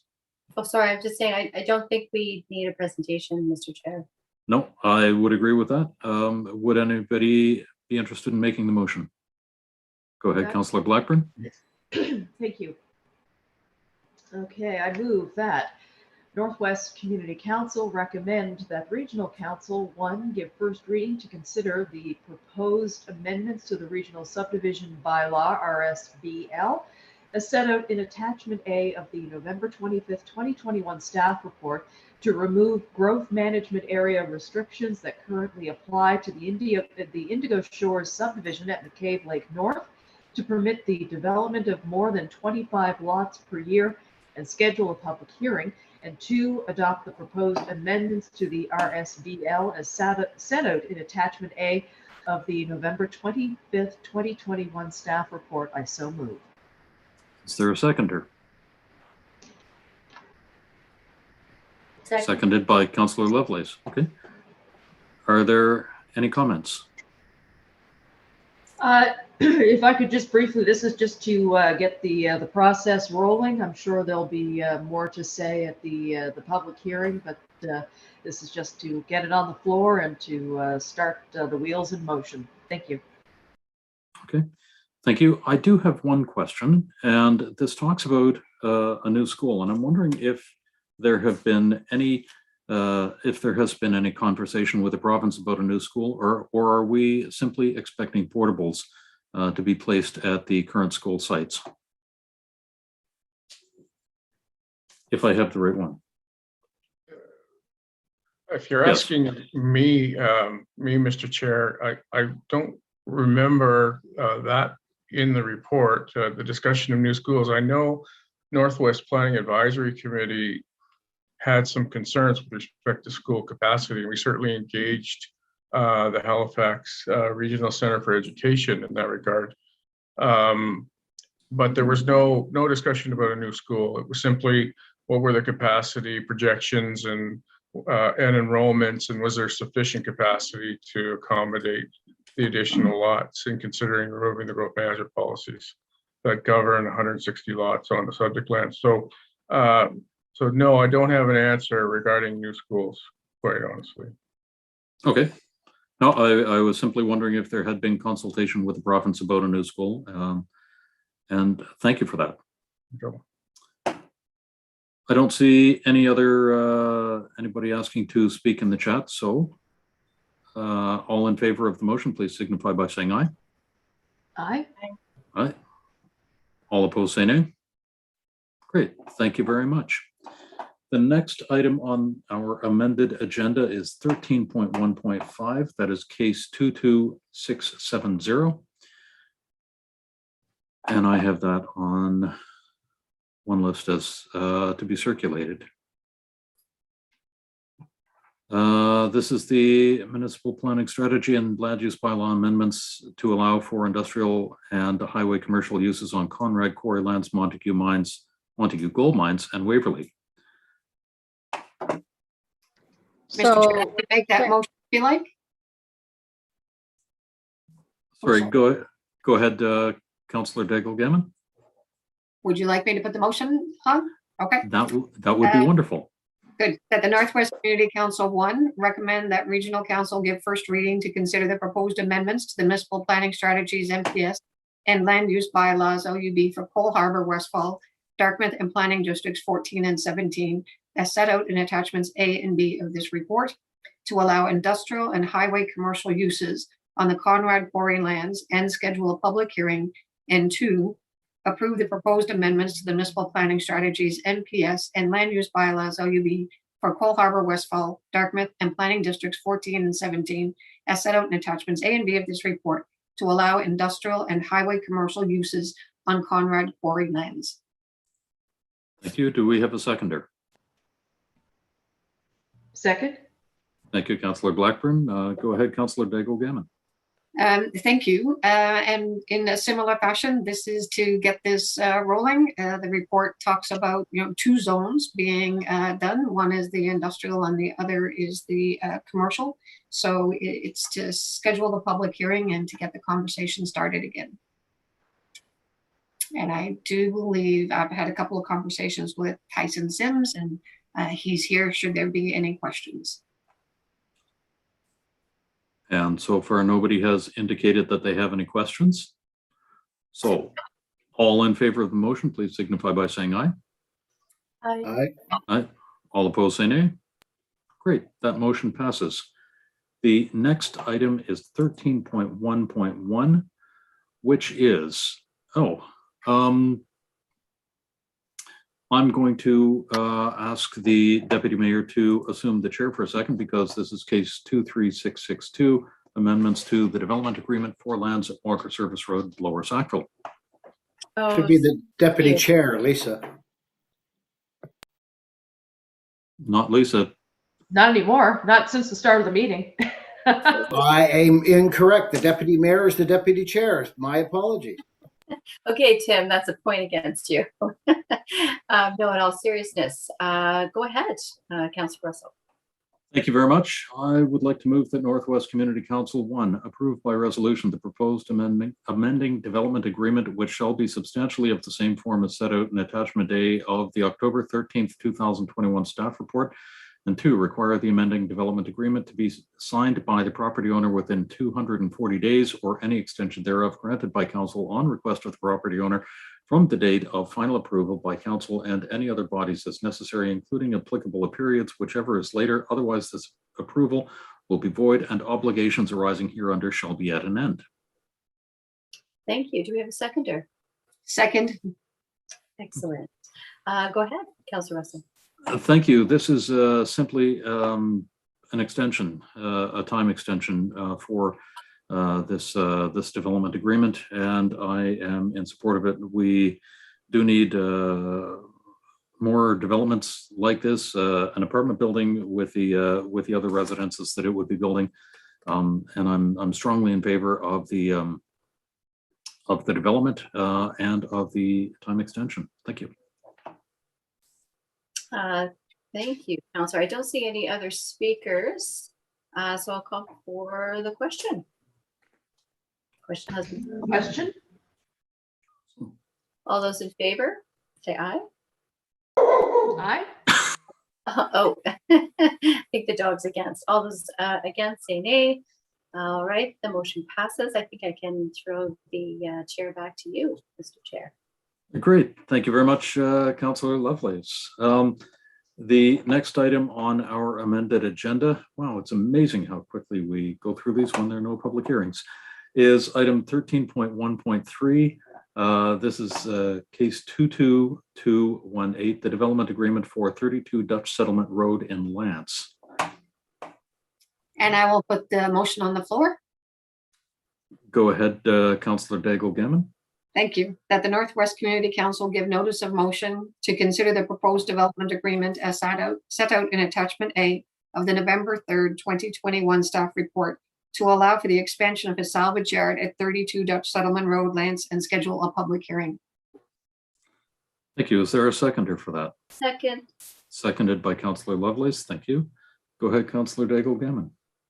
So really, the report is well done in our package, and it's to make some really good changes to the salvage yard there, a building that will make it better for the staff that are there. So it's altogether a welcome addition and welcome in the community. So it will be interesting to hear at the public hearing any concerns and comments about it. So thank you. Thank you. And I don't see any questions from council. So all those in favor of the motion, please signify by saying aye. Aye. Aye. All opposed, say nay. Great. That motion passes. And the last motion, or the last item of this series, is 13.1.4, case 23532, discharging agreement and amending development agreement for 636 Bedford Highway. I believe that's yours, Councillor Outfit.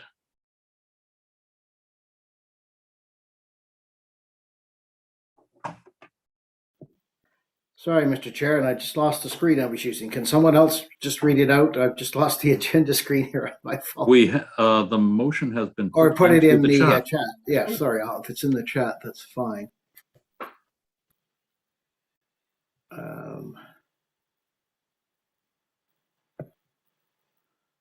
It's the one that begins that Northwest Community Council approved by resolution. Yeah, I have the one before that. Of notice of motion approved. There we are. I'm sorry. I move that Northwest Community Council approve by resolution the discharge agreement, which shall be substantially of the same form as set out in attachment A of the November 29th staff report, and 2, require the discharge agreement be signed by the property owner within 240 days or any extension thereof granted by council on the request of the property owner from the date of final approval by council and any other bodies as necessary, including applicable appeal periods, whichever is later. Otherwise, this approval will be void and obligations there. Oh boy. And I've got the screen moved here again. Sorry. Not my night.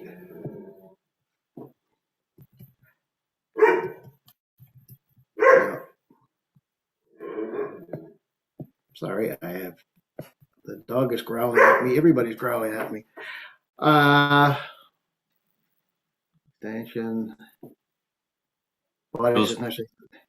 Okay, so I'm going to go back, and it's so The agreement must be signed by the property owner within 240 days or any extension thereof granted by council on request of the property owner from the date of final approval by council and any other bodies as necessary, including applicable periods, whichever is later. Otherwise, this approval will be void and obligations arising the hereunder shall be at an end. And then 3, give notice of motion to consider the proposed amended development agreement as set out in attachment B of the November 29th, 2021 staff report to allow non-substantive amendment to an existing development agreement extending the commencement and the completion dates for development. So moved, and my apologies. No problem. Thank you very much. Do we have a seconder? Second. Seconded by Councillor Blackburn. Thank you. Go ahead, Councillor Oated. I'm not going to say anything more because the dog will chime in, or I'll get my no. But listen, let's move along with this. I'm fine with this, and we'll move it to the next stage, when I'll have more things to say at that time. Thank you. Not seeing any questions. All those in favor of the motion, please signify by saying aye. Aye. Aye. All opposed, say nay. Great, that motion passes. Where are we in the agenda? Wow, we're getting down there. Next item is members of Northwest Community Council, and there are 5 motions. There are none. We have an in-camera item. Shall I make a motion to move in camera, Mr. Chair? Do we need to move in camera for this? Oh, well, good point. I'm kind of comfortable with the recommendations. If somebody wanted to try a motion, but I mean, I'm comfortable with the recommendations as well. If everybody is comfortable with the recommendations.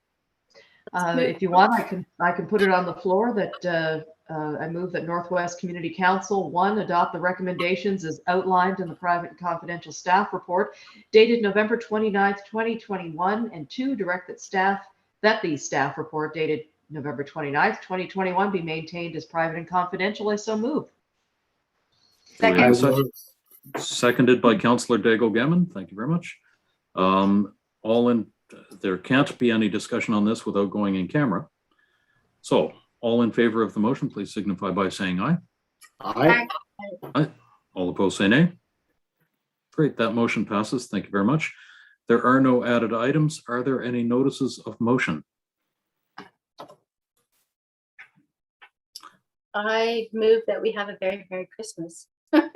Second. I'm not sure that we can have that as a notice of motion. There is a waiting period for that. Can it be direction to council? It can be. We can try that. The next item is public participation. As a reminder to those watching from home, in order to have signed up as a speaker, the deadline was 4:30 p.m. on the business day prior to the hearing, which was December 10th. We have no speakers signed up for today's meeting. The next meeting of the Northwest Community Council is January 17th, 2022. And so the last item on the agenda is the adjournment. So moved.